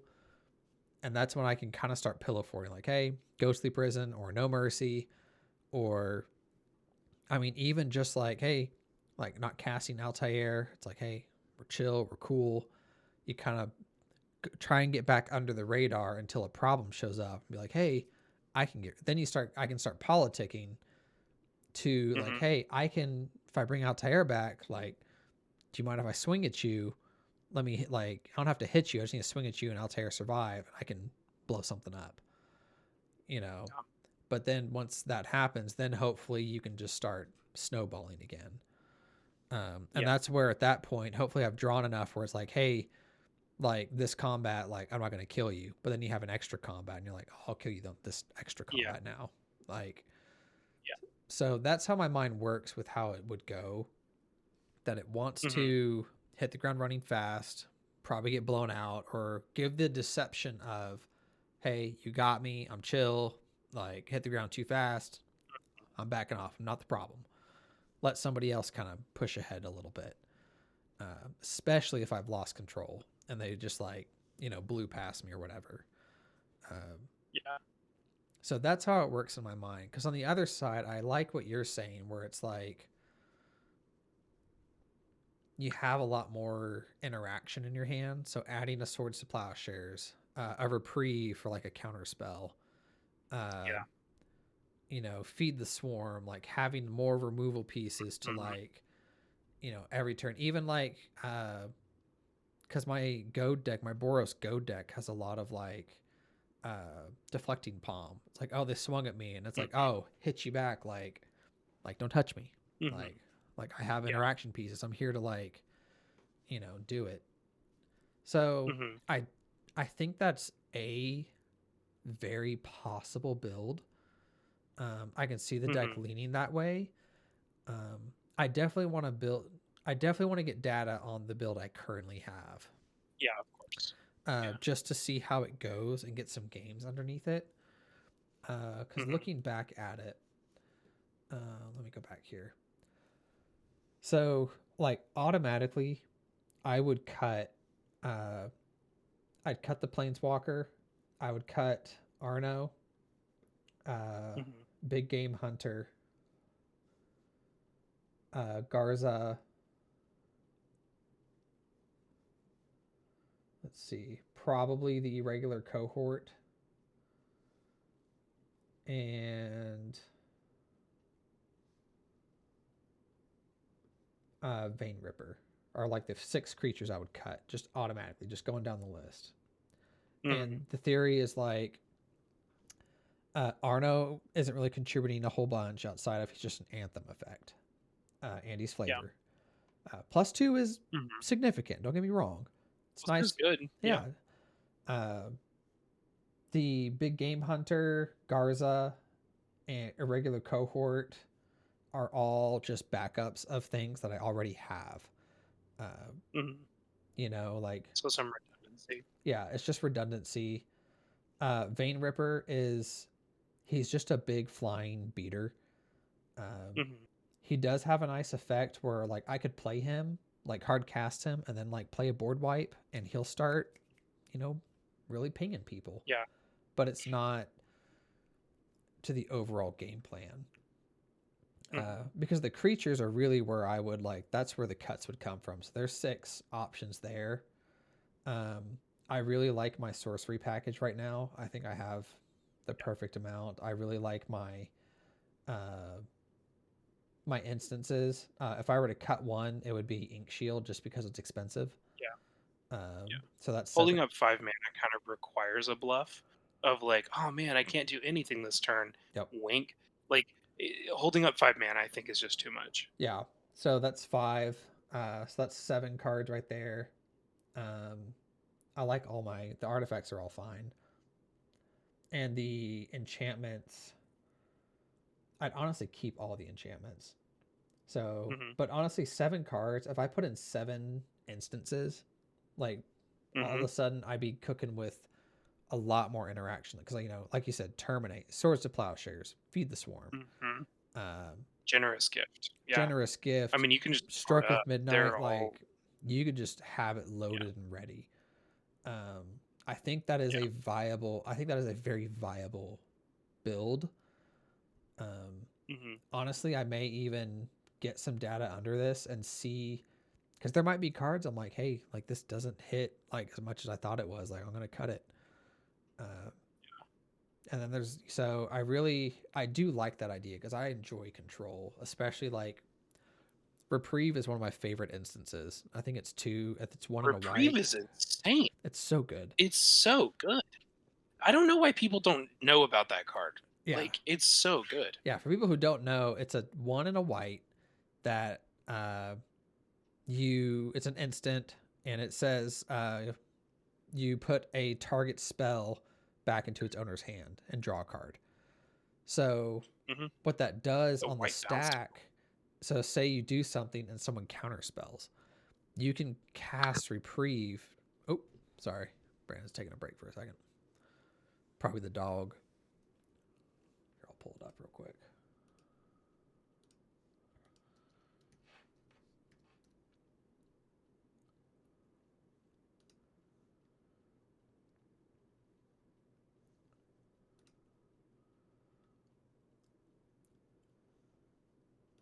I was pulling it up for the ones that don't know. Yeah, 1 and a white, return target spell to its owner's hand, draw a card. So the way the stack works is if someone tries to counterspell something, say I'm trying to board wipe and they go counterspell, I can cast reprieve, return target spell to its owner's hand. So when the stack resolves, when the counterspell leaves the stack, it's no longer going to do its effect because it's no longer there on the stack. Um, if they have 2 more blue open mana, they can recast it, but so you have to kind of time it pretty well. Or even if it's not a counterspell, say they do a farewell, and I'm like, oh shit, like I really don't want that. You can just put it back in their hand and delay it for a turn, and then you can have people like, hey, let's figure it out before it happens, Exactly. And it works against cards that And you draw a specifically, card. and you draw a card, and it works specifically against cards that say this can't be countered. So if a card says can't be Oh, countered, that's you interesting. just put it back in their hand. You're like, not countering it. I'm just Nice. put it over there. Like Coma. Yeah. I would reprieve Coma so hard. Oh, absolutely. Yeah. I think Reprieve's amazing.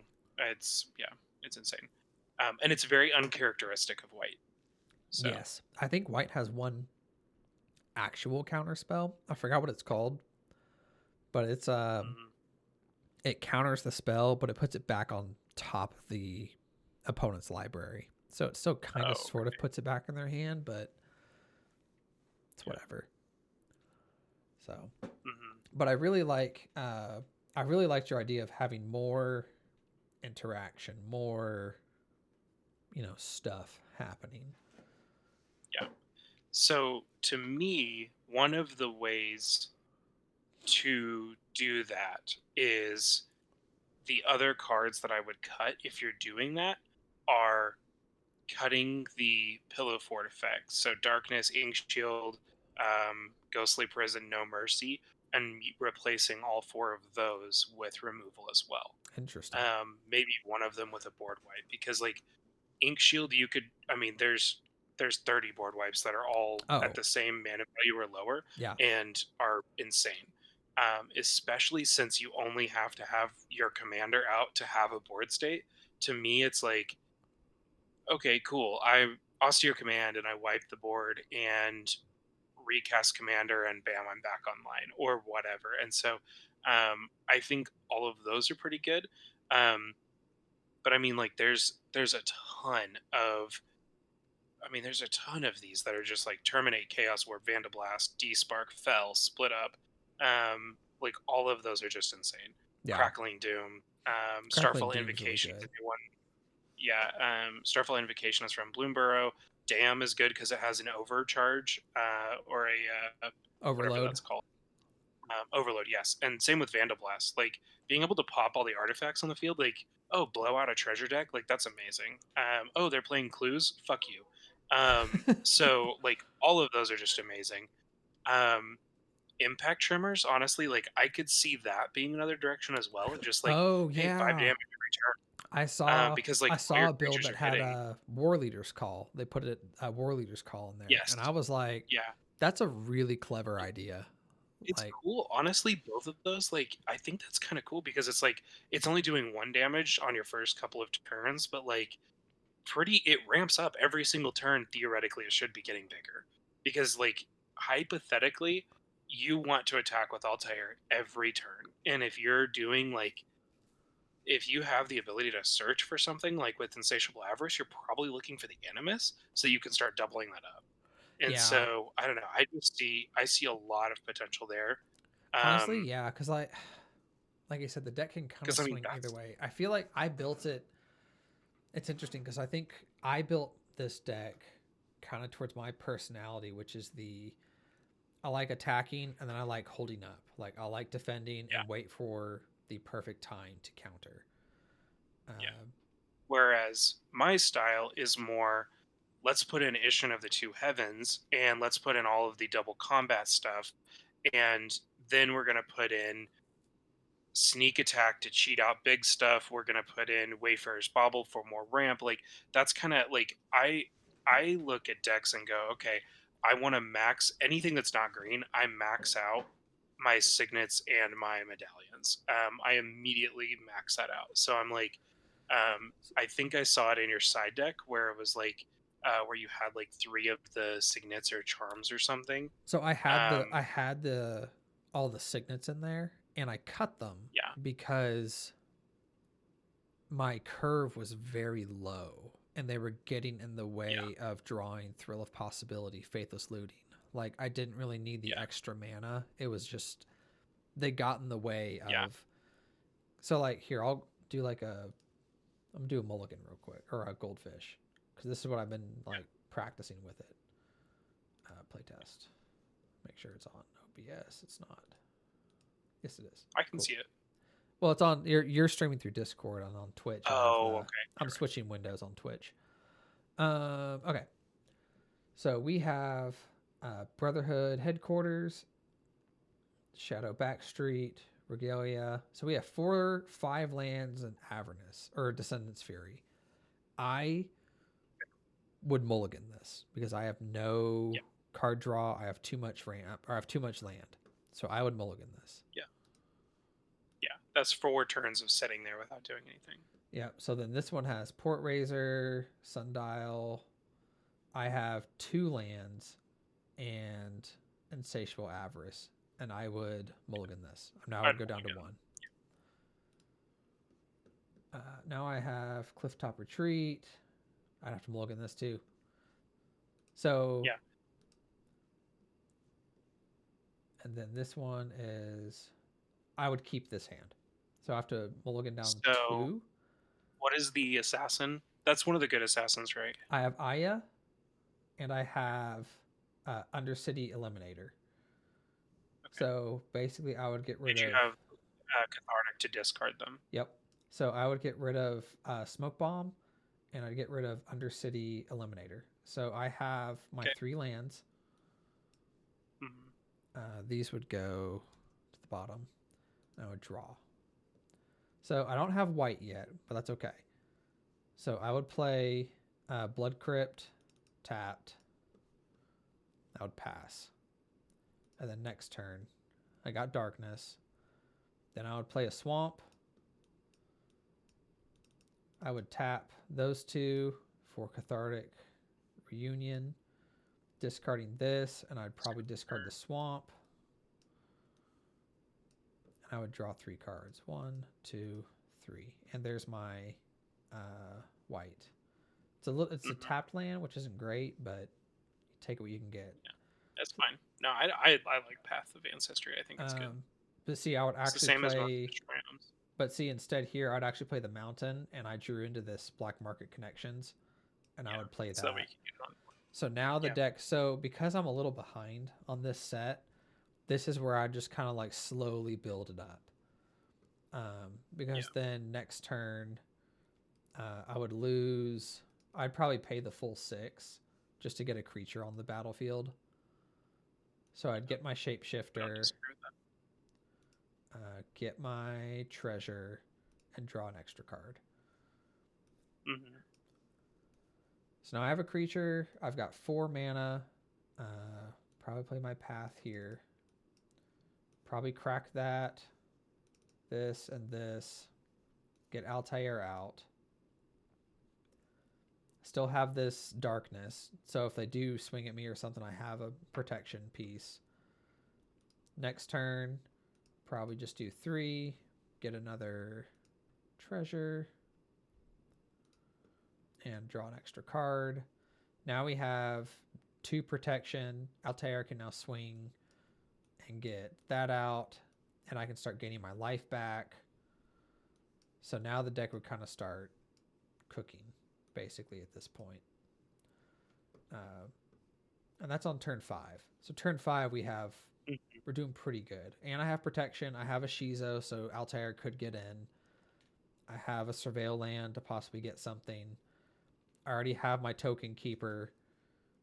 I have more protection, and I have interaction. So we're doing pretty okay. If I were to do this again, a new game. 1, 2, 3.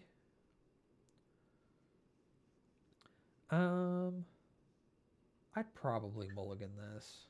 I could keep it if I wanted to, because I'm starting with this, and I can automatically like drop him. So I'd probably start with this and see what happens. Draw a card, plays tapped. Next turn, probably play this mountain. Tap both of those, just get that out there. Next turn, play this, get Altair out. This is on curve, so we're doing all right. Can't attack with him yet. But now when I go to my next turn, I'd hold off on that land. I would tap these 3 to play this. When it enters, I would sack him, so he goes to the graveyard. Lose 2 life. Draw 1, draw 2 cards. Altair attacks, banishes him, brings him back, sack him again, but now he's exiled. Lose 2 more life, draw 2 more cards. And so now I have too many cards in hand, but I can play a Plains for land, and then I can discard down to hand size. So now I can put a removal piece. And may as well probably just put this card in the graveyard, because none's the wiser right now. Yeah. So now I'm glad I kept that hand, because now I had my draw engine like ready to go. Yeah. And he comes out, because the way the deck works is if Altair usually comes out with 3 lands, and then on turn 4 is usually when I play my Foolish Burial effect or my Looting effect, and I discard what I need to in the graveyard when he can attack. Usually not before. So, did it one more time. There is no lands. So, do my free mulligan. No lands again. And now I'd mulligan down to 1. And there he is. I would just keep that and probably get rid of this. Actually, no, I wouldn't. I'd get rid of the path. Then I would draw for turn. Play my mountain. Next turn. Oh, there's Shizo. Play that. Tattoo for this. Shizo's amazing. Next turn. There's Descend to Avernus. Play this. Play that, sack it, and draw 1, draw 2. Still not getting my white source, but that's okay.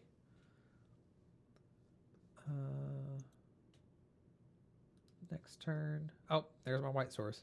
So yeah. And I have boots, and I have enough mana for the boot, so yeah, we be online. Yeah. Mhm. So that's like how the deck would run normally. Because I only really have 35 lands, I usually end up mulliganing down to 6 on average. And I think your land package is really good. There is a sack land that's called Shattered Landscape, that was in Modern Horizons, and it's basically a Myriad Landscape, Oh, or this one? Evolving Wilds. Oh yeah, you've got it perfect. Yeah, that's the one. Yeah, that's Yep. exactly the one. Got him.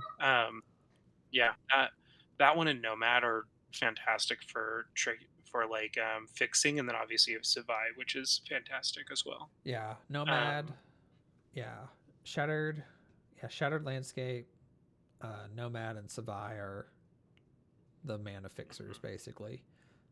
These are the two pain lands. Uh, they're just from Assassin's Creed, so they're just flavor, Yeah, but they're okay. no, they're fantastic. I Path of think they're very cool. Yeah, I actually put. I'm not a huge fan of Path of Ancestry, but sometimes it's just nice to scry and like see, especially if I'm going to surveil something or I'm going to draw something with a thrill of possibility. It's kind of nice to know ahead of time. But if there's a land I was going to change out, it would be Path, just because it's a little slow. It's just a little too Yeah. slow. But it is color fixing, so I don't know. That's Well, it's I'd not put in terrible. like a what's it called?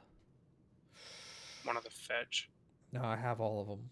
I have all the fetches because I have Aaron. Well, Oh, I have all the on color oh, fetches. you have a yes. Okay, I could put in the those off are colored amazing. fetches, the ones that get like a plains and a forest and get the plains card, but Oh, Maestros. Is that the one I'm thinking? No, Maestros isn't. Hang on. I'm going to my land package on this. Do you like bounce lands? it depends on the deck. Not in this deck. Okay. Okay. They're slow. Tap lands are a little slow. Yeah. I Yeah. usually only I keep them in like. I like. green. Okay.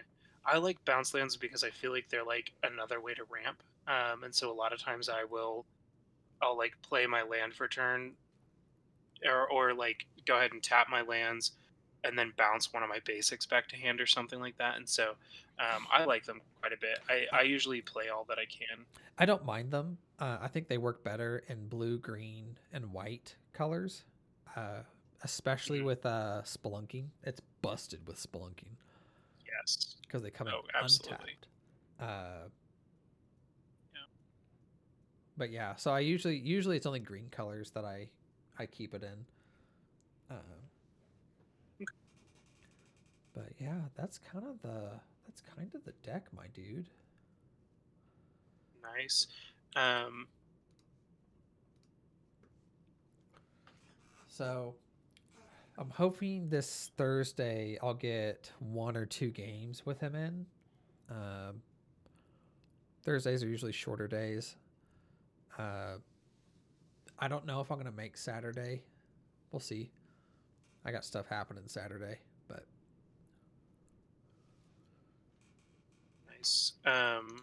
Nice. Well, I am looking forward to seeing like more data on it as well. Um, and I think I don't know because I mean like I said, I don't think there's anything wrong with the list. I think it has the ability to pop off and do exactly what it wants to do. I think there's a it because you just got shut down. So I don't think that you should take that as a oh there's something wrong because I don't think there is. no, Um, and that's the I think it's for the audience on the stream who doesn't know. So I have played one game with Altair, and it was a very strange game because I was shut down pretty quick. I actually opened perfectly. I did my, I was everything was on curve like 1, 2, 3. Got Altair out. Turn 4 did the Foolish Burial, where I put 3 creatures in the graveyard. Uh, and after turn 5 through 6, I was just shut down because I cast Haystack. It got countered. Immediately after that, I was like, oh, let me try Black Market Connections. That got countered by a different player. And then turn 6, played Cover of Darkness. That got countered. And then I swung with Altair, and Altair got exiled. And I was like, message received. Like, just won't play this game. Like, Hmm. like, I got it. We're done. So, uh, just unfortunate. Just a weird, very strange game. So when I say I don't have any data on it, that was kind of the reasoning. And not defending. I just want to preface it like I'm not. Hopefully you saw the deck list. Like I'm not a spike player. I'm not here to like play competitive or anything. I just like playing a deck well. There's a couple spicy things in here, but it's nothing. I don't know. Looking at the deck list, I'm like, can it be powerful? Yes. Versing 3 opponents, not so much. It's really, really hard to control 3 opponents at once. I think if I was on a 3 pod, I think the deck would do very well. I think it could handle Yeah, two I agree. players. I think it would really dominate 1-on-1. Um, Yeah, just I agree with because that. of how low the mana curve it requires to play. Because all I need is Altair for 3, and then one of my looting effects, which the maximum that is for 3 mana. Because Hmm. all the other pieces that are 4 and up, I, I doubt I would ever hard cast really any of them outside of some of the enchantments. Um, but so we'll see. I'll start getting some Hmm. data on it. I do like your idea of putting in more interaction and removal over pillow fort effects. Um, I'd be very, I'd be very interested in that. I'd be very interested in that if I'm honest. Yeah, Um, I'm curious. I'm curious how it plays because I feel like Pillow Fort is never a bad thing. It doesn't do anything against indirect damage. It doesn't do anything against like if somebody's trying to burn you or something like that. Aristocrats deck, it doesn't do anything against that. and And I've been some of them work really well against go wide decks, but they don't really stop Voltron. it's hard to stop Voltron uh, in general, which is why I really like Darkness and Ink Shield for that because that is a counter Mhm. to it. Um, and obviously, I with Voltron's Altair can usually handle them well enough because they're single target removal. And if Yeah, I can get, especially if I can get Shay out there and remove all their bullshit, um, yeah, then yeah, you can just like pop them. It's great. But yeah, besides that, the Pillow Fort, I think that's just been a safety net for me in the past, and that's why I lean into it. hmm, But I've lost several games to aristocratic effects, which is yeah, why I'd be really curious for the impact tremors and the war leaders call text. I think that's very clever. Um, Even if the attacks don't get through, you're still dealing 3, 4, 5 damage per turn. And then if you're making token doublers, you're just really blasting them. Uh, well, because that counts even if they died a legend roll, right? yes, because the ETB. Okay. That honestly, that makes your planeswalker a lot better too. Yes, that would keep. That would really enable all the token doublers. I think I would probably keep the No Mercy just because I feel like that's a flavor of like it's like a Yeah, counterattack from Assassin's Creed where it's like you hit me, but I can like hit you back kind of thing. Uh, doesn't do yeah, much against Indestructible, but it's few and far between.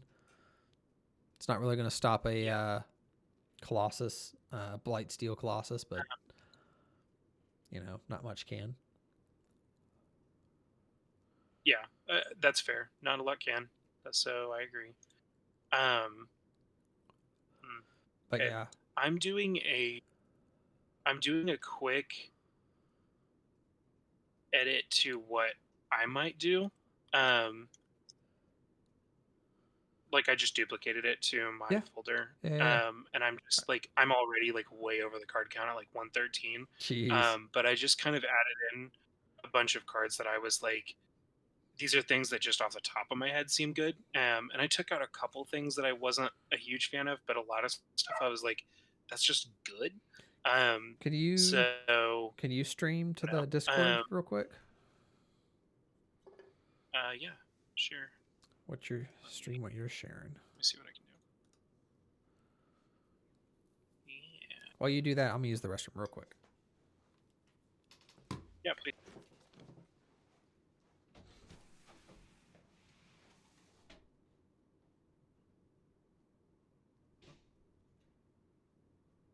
Mm.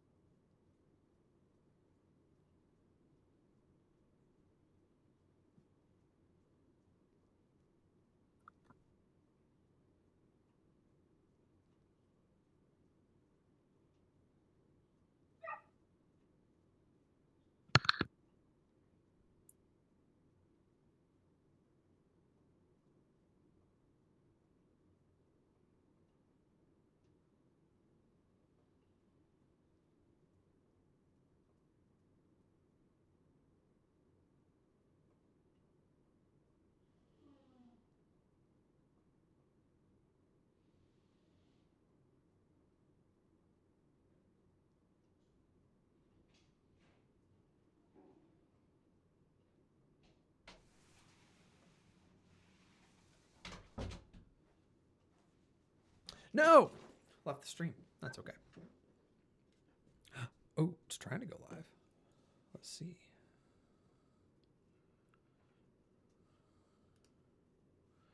We'll try it. Try it and see. If not, I can always go on his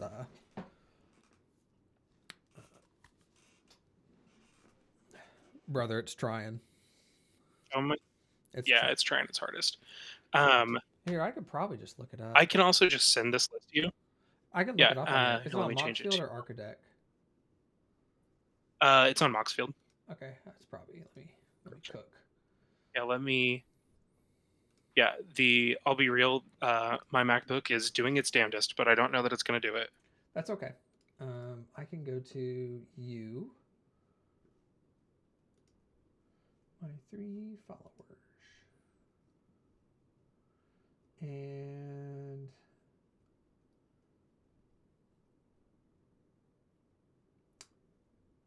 what's it called? It's the same. So it's just Altair duplicated from Mr. Tuesday. Oh, it might be unlisted on yours. Here, refresh because I just unchecked that box. Stella Haktua.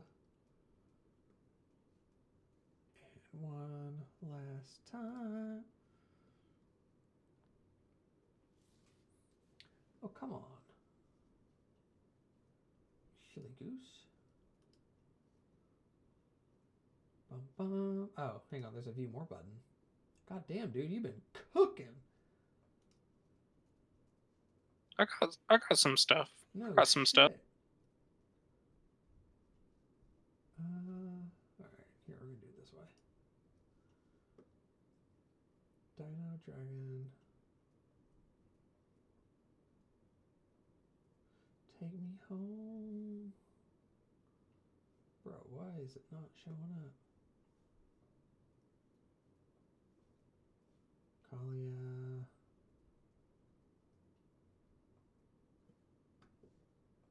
Do you know what mimics are? Let me see if it'll do it one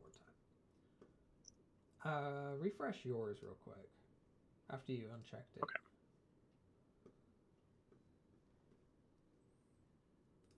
Okay, give me just a second. Yep.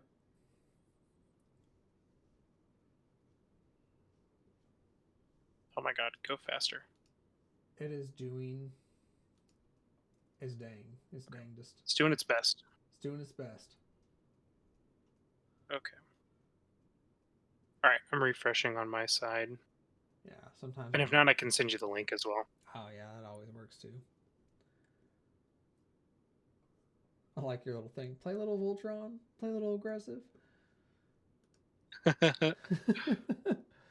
Oh, You know, just a little yeah. bit.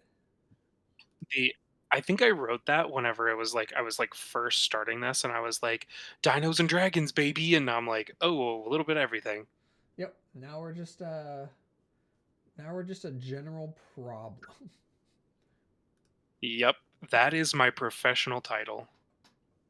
Okay, and I put the link in Discord in case it's not popping up. All right, I'll go to Discord. I can already tell you, you're not gonna like one of the things I put in here. Brother, I trust Moxfield. Visit the site. Boom.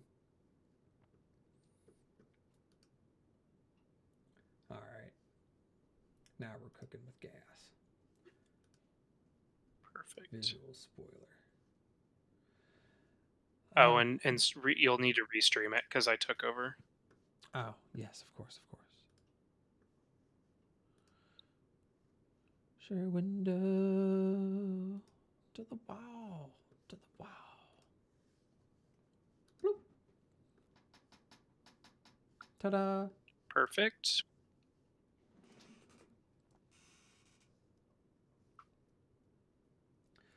Okie dokie.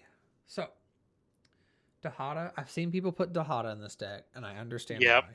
That was the one I was like, I don't know if you're gonna like that, I but understand that was my why. first thought because I was like, Like, she's good, I get and it it. would protect Altair, and it gets you all your keywords. Yeah, Look, it's I just get good. it. I think the only reason I shied away from it is because I have a Dahada Yeah. deck. Um, Yes. I Yes. I absolutely understand. yeah, I don't know what the logic is. It's just like I don't know. It's like, oh, that's my I commander. get They it. don't belong in the 99 to somebody else. I don't know. It's weird. Yes. Yeah. It's weird. I get Anyway, it. I get it. but it is a correct ad. That is a correct ad. Yeah. It checks all the boxes. Yeah. Uh, that all seemed. I So originally Assassin had. Initiate. Yeah. Yeah, this was So in one I of my play against considering. this. Yeah, go ahead. Yeah, I play against this quite a bit with Ezio, and leaving it up as a blocker that can gain flying to block. It can gain death touch. There's just kind of there's a lot of flexibility with it, and it's just a very annoying one drop to be able to go. Okay, well, guess what? And like, oh, you thought that you were getting through with a flare? Just kidding. I've got a jump blocker. Oh, you thought that you were like, don't attack me because I have one mana held up and I can make this death touch. So like, death touch are just such good blockers, and I think that that alone deters so many people. So anyway, I'm a huge fan. I think it's a great card for one mana. Yeah, it Um, does do a lot. It's just I think because my strategy, I already just make little 1/1 blockers with Aya, and so it was yeah, just an unnecessary death touch blocker when I had yeah, several that I was just going to throw under the bus anyway. yeah. But I do get it because it wasn't one of my considering for a long time. hmm Uh, there's Combat I just Celebrant. yeah, combat celebrant. You So, know what that does? uh, It's just a combat doubler. yeah, when it hasn't been exerted this turn, you may exert it. And then when you do, untap all other creatures you control, and after this phase, there's an additional combat phase. An exerted creature won't untap during your next untap step. Interesting. Okay. hmm So it's like you get an extra combat in exchange for a stun counter on combat celebrant. Interesting. Okay. Yeah, it's a 3 drop. I get that. Okay. Yeah, Yeah, and it's a 4/1. I Three get it. drop for 4/1 is pretty good, especially with all the haste enablers you have. Yeah. The next ad is Ishin. So I didn't use Ishin because he's in. I have another Mardu deck called Caesar, Hail Caesar, Yes. and he's already in it. Um, and again, he is a great ad. He's a great double trigger. There's absolutely nothing wrong with him, but that was one of the reasons why I didn't put him in is because hmm I don't know. It's kind of like I think it's an old Yu-Gi-Oh habit where it's like, oh, like every Don't Mardu deck, rebuy like multiples. yeah, Yeah, like every Mardu deck has one. Like, yeah, um, so there's again same with Dahada, not a wrong ad. yeah. You are correct. Yeah. Ba. I don't think I changed any more of the creatures. I liked basically all of them. Oh, I took in the sideboard is where I put all the cards I took out. Gotcha. And so in Buried here, Alive is good, good. Dam was Dam, new. Dam's good. Just removal and a board wipe.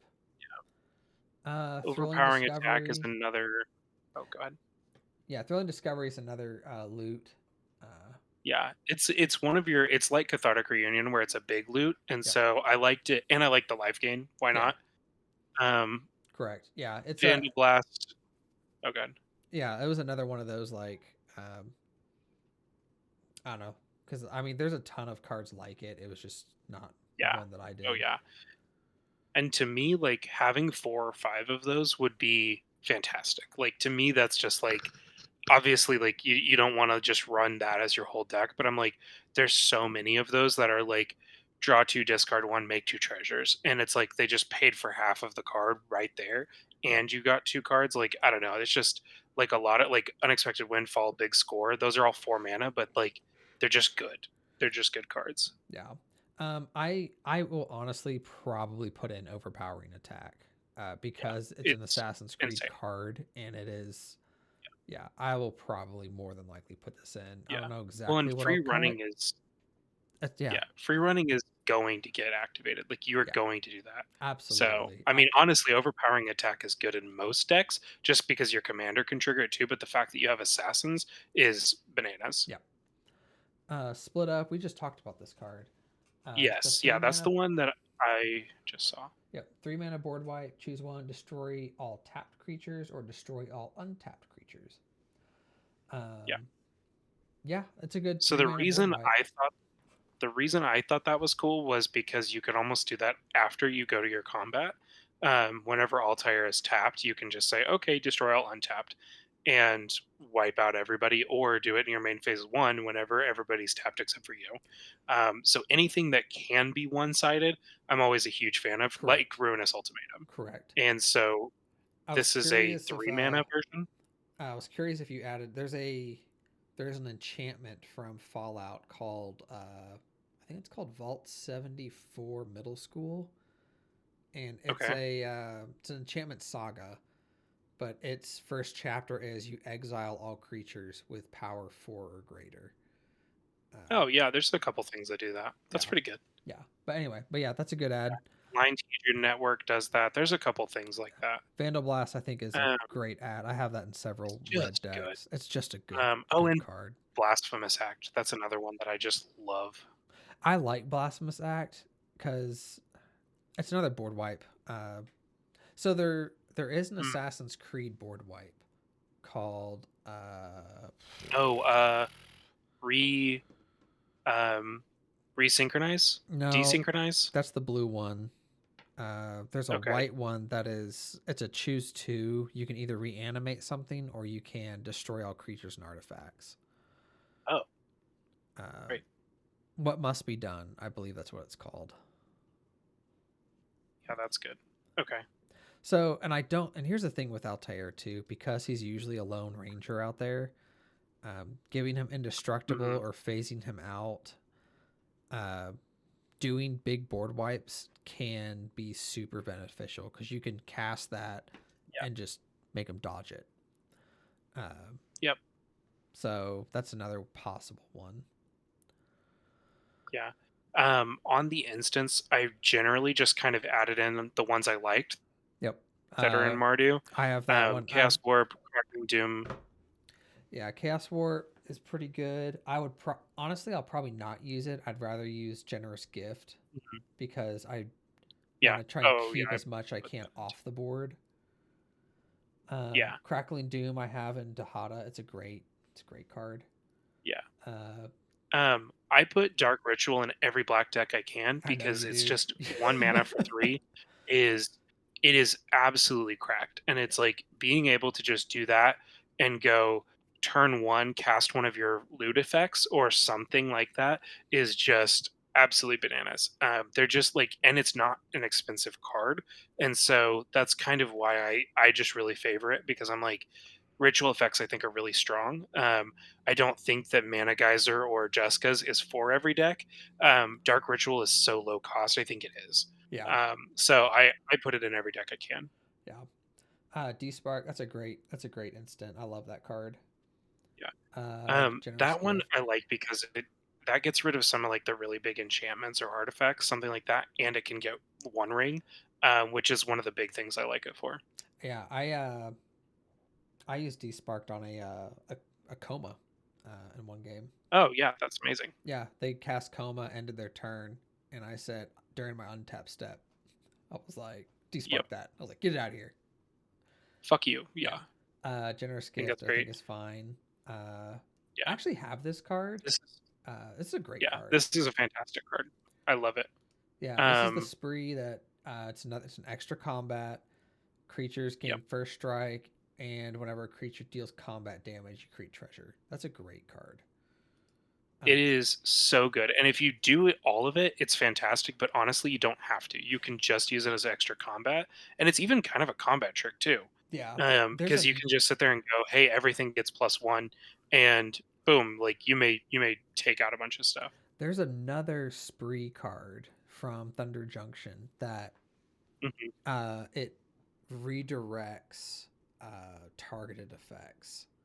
That's also pretty good. Mm, um, Trying to remember what it's called, but it is an. I put it in. I think it's in my Caesar deck. mhm. But it's another. I'm a big fan of like redirect attacks and stuff. Yeah, I really lyrics are enjoy good. those. So things like Yeah, bolt bend or deflecting swat, I really yes, really like. yes, yes, yes. And there's a new one that just came out as well. Yes. That's pretty good. Yep. Um, Let's see. Swords, yeah, terminate, thrill. Yeah, those are all good. yeah. Stroke of Midnight, I'd probably put in. It's another Stroke of three. Midnight's good. I think it's more mana than some of the other ones, but I think it's still great. It's three. Um, It's the same as generous gift. It just okay, doesn't hit okay, lands. That's the thing. yeah. So the big change here is that number one, I put in Idol of Oblivion.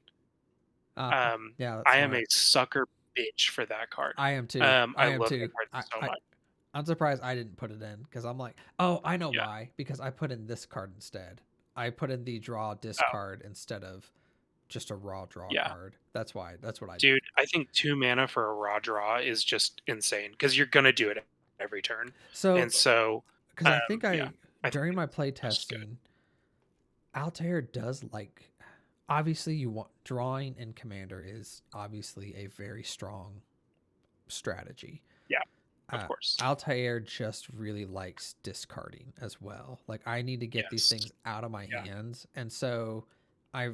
That's why I think I leaned away from just the unscrupulous yeah, assassin guy is really my only yeah, real raw draw power, but that's every turn.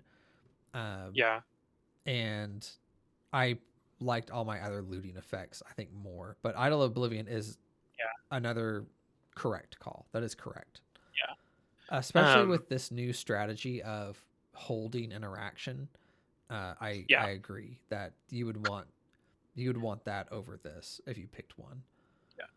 I think so in my opinion, I think both are good. I'm a big fan of whenever I find something I want to do, I want every card that does it kind of thing. And so I'm like, oh, I want to draw and discard. Cool. I'm going to play 6 of them. Yeah, you want And so redundancy. Yeah, yeah, I redundancy is my middle name.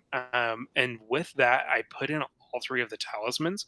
Their mana fixing, their ramp, and when I was watching you mulligan, you went down to 5 m- almost every time. There was one hand that you didn't, um, and you rarely had a turn 1 or turn 2 play. And so to me, this like having that in your ramp package is how you're going to be able to recast Altair.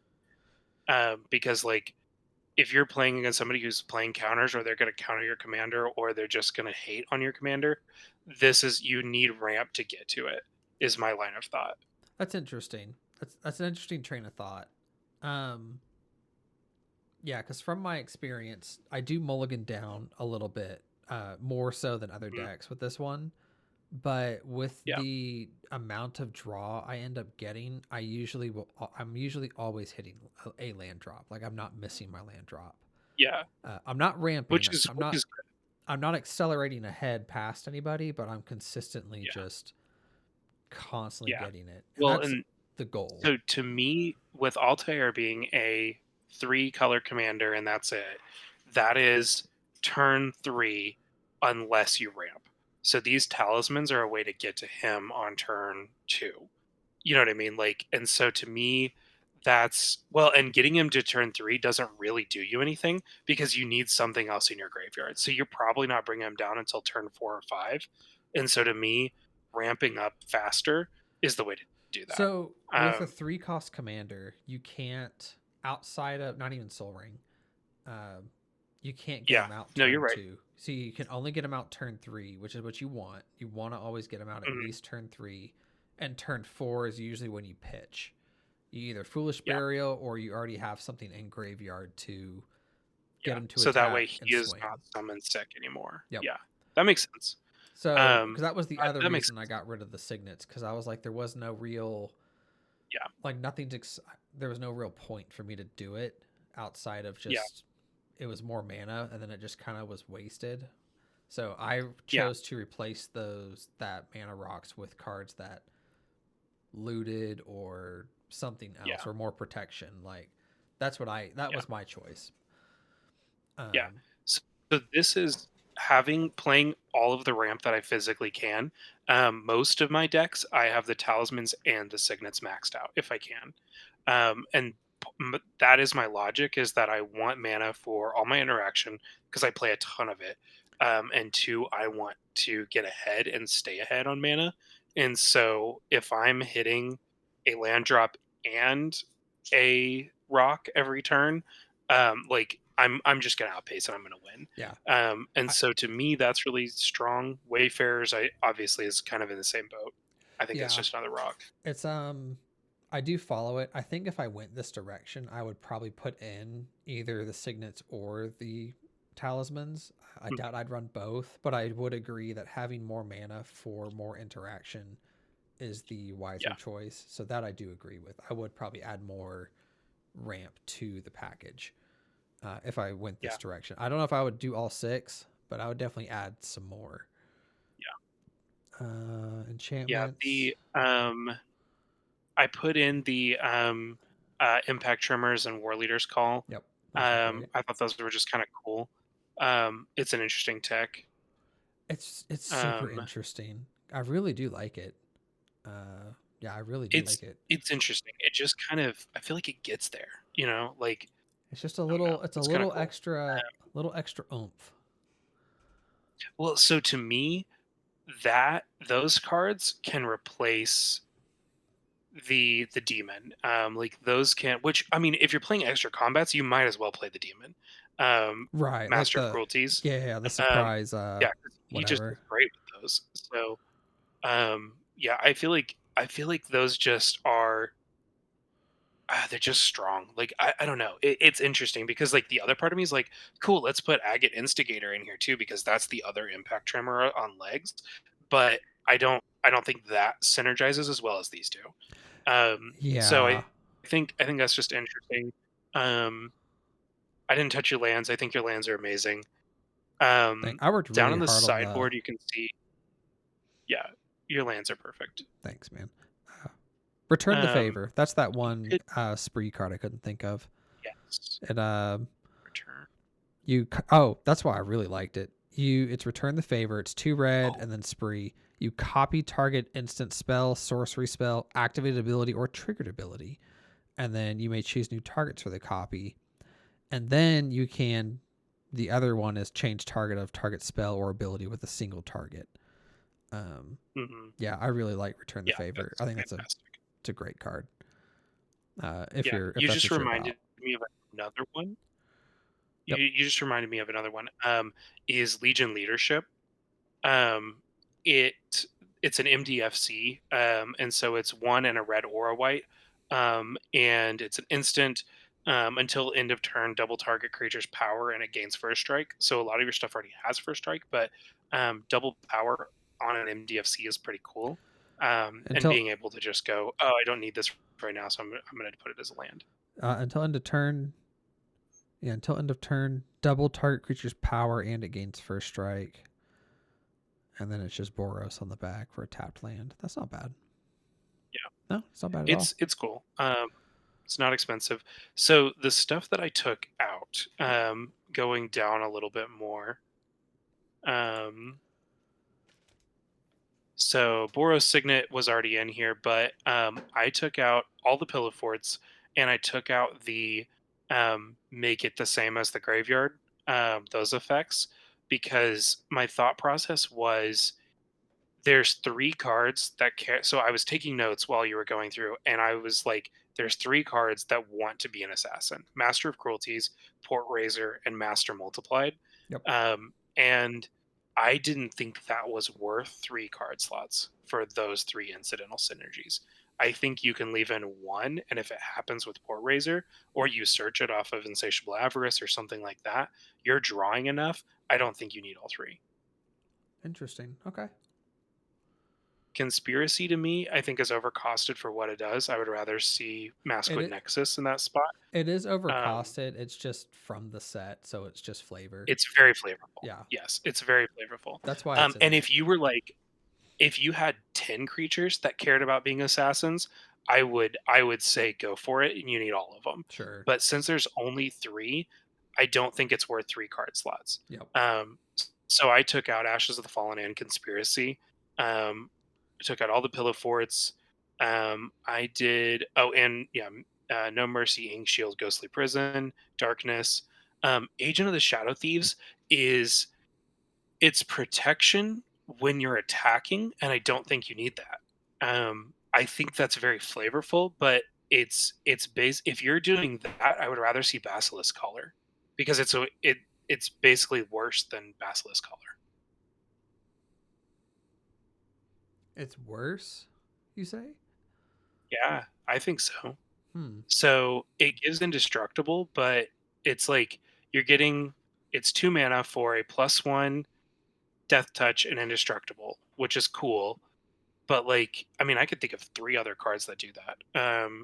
That are either cheaper, or because you don't really need you need to save your commander not just when it's attacking, because it's only until end of turn. So like, to me, Yes. I would rather see here, hang on, where is it? It is called um Kaya's Ghost Form.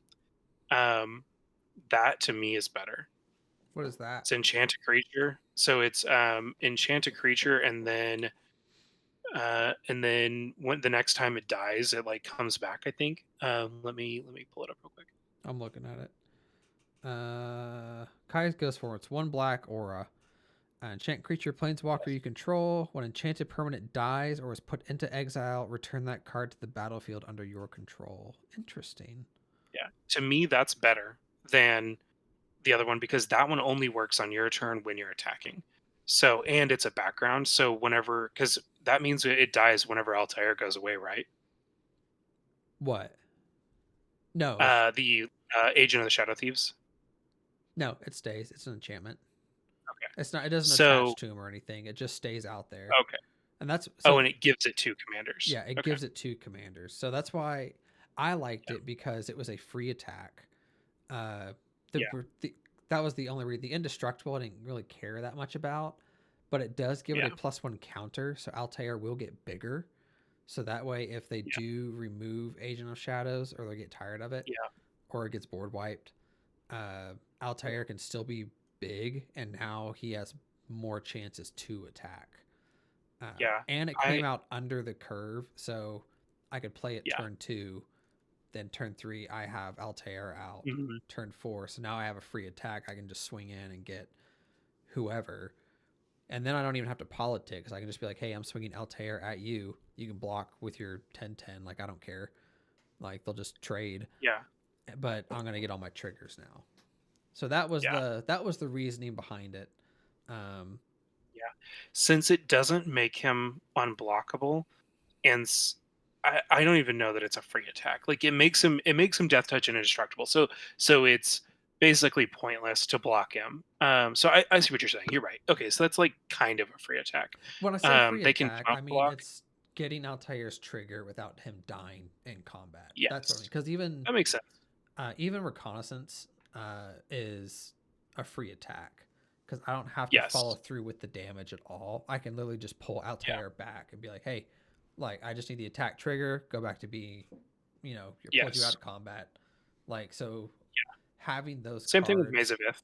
yeah, Maze Yeah. of Ith if I really needed to.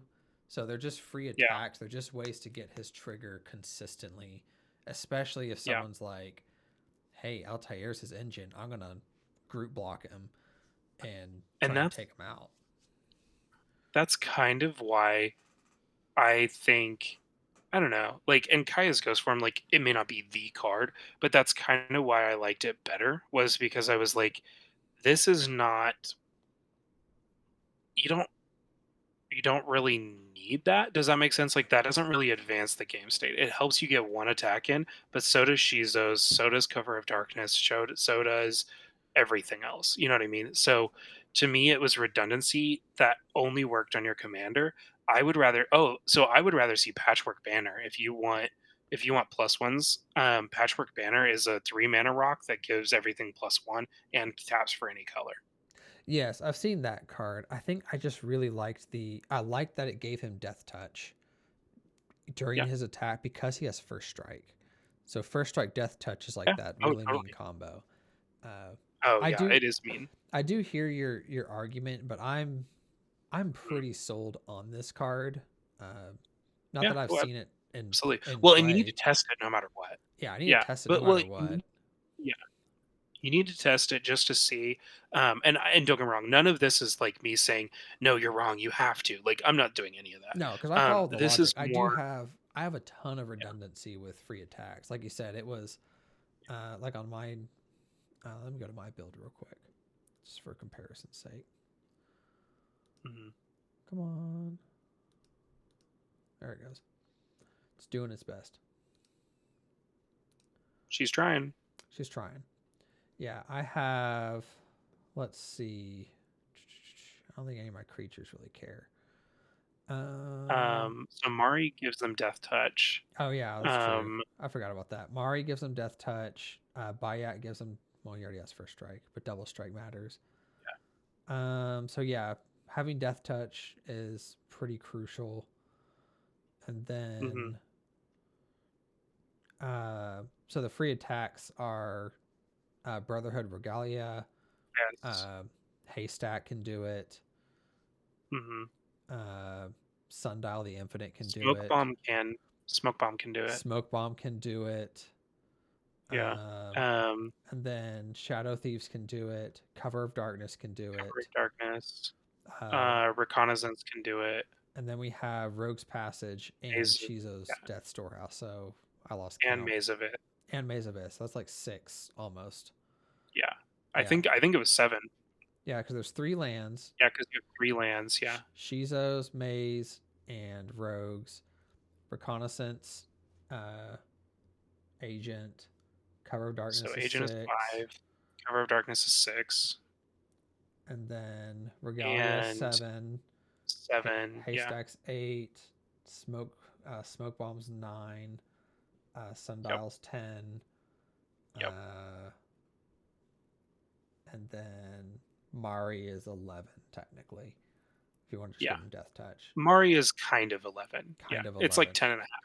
but still 10. That's 10% of the deck is trying to give him those free attacks, Yeah, which I do and think so to is me, without those free attacks, he doesn't always need to. It doesn't always need to be free, but those are all 10 ways to almost guarantee mhm, that triggers going off and him surviving till the next round. yeah, Because yeah, I think that's a good way of looking at it. because he is the centerpiece. If once Altair is taken out, like if someone steals Altair and I can't get him back, I'm dead in the water. Yeah, Um, yeah, that doesn't mhm, always happen. I know it can happen, and you can't always plan for every contingency. That's when you have to like negotiate with people. but Yeah, but for it's sure. like Altair is the heart of the engine. Once he's taken out, you're like, like I'm dead in the water, guys. Like you got to figure it out from here. Well, Uh, you're dead until you can recast him, and that's kind of where the ramp comes in, is making sure you can recast him on curve or sooner.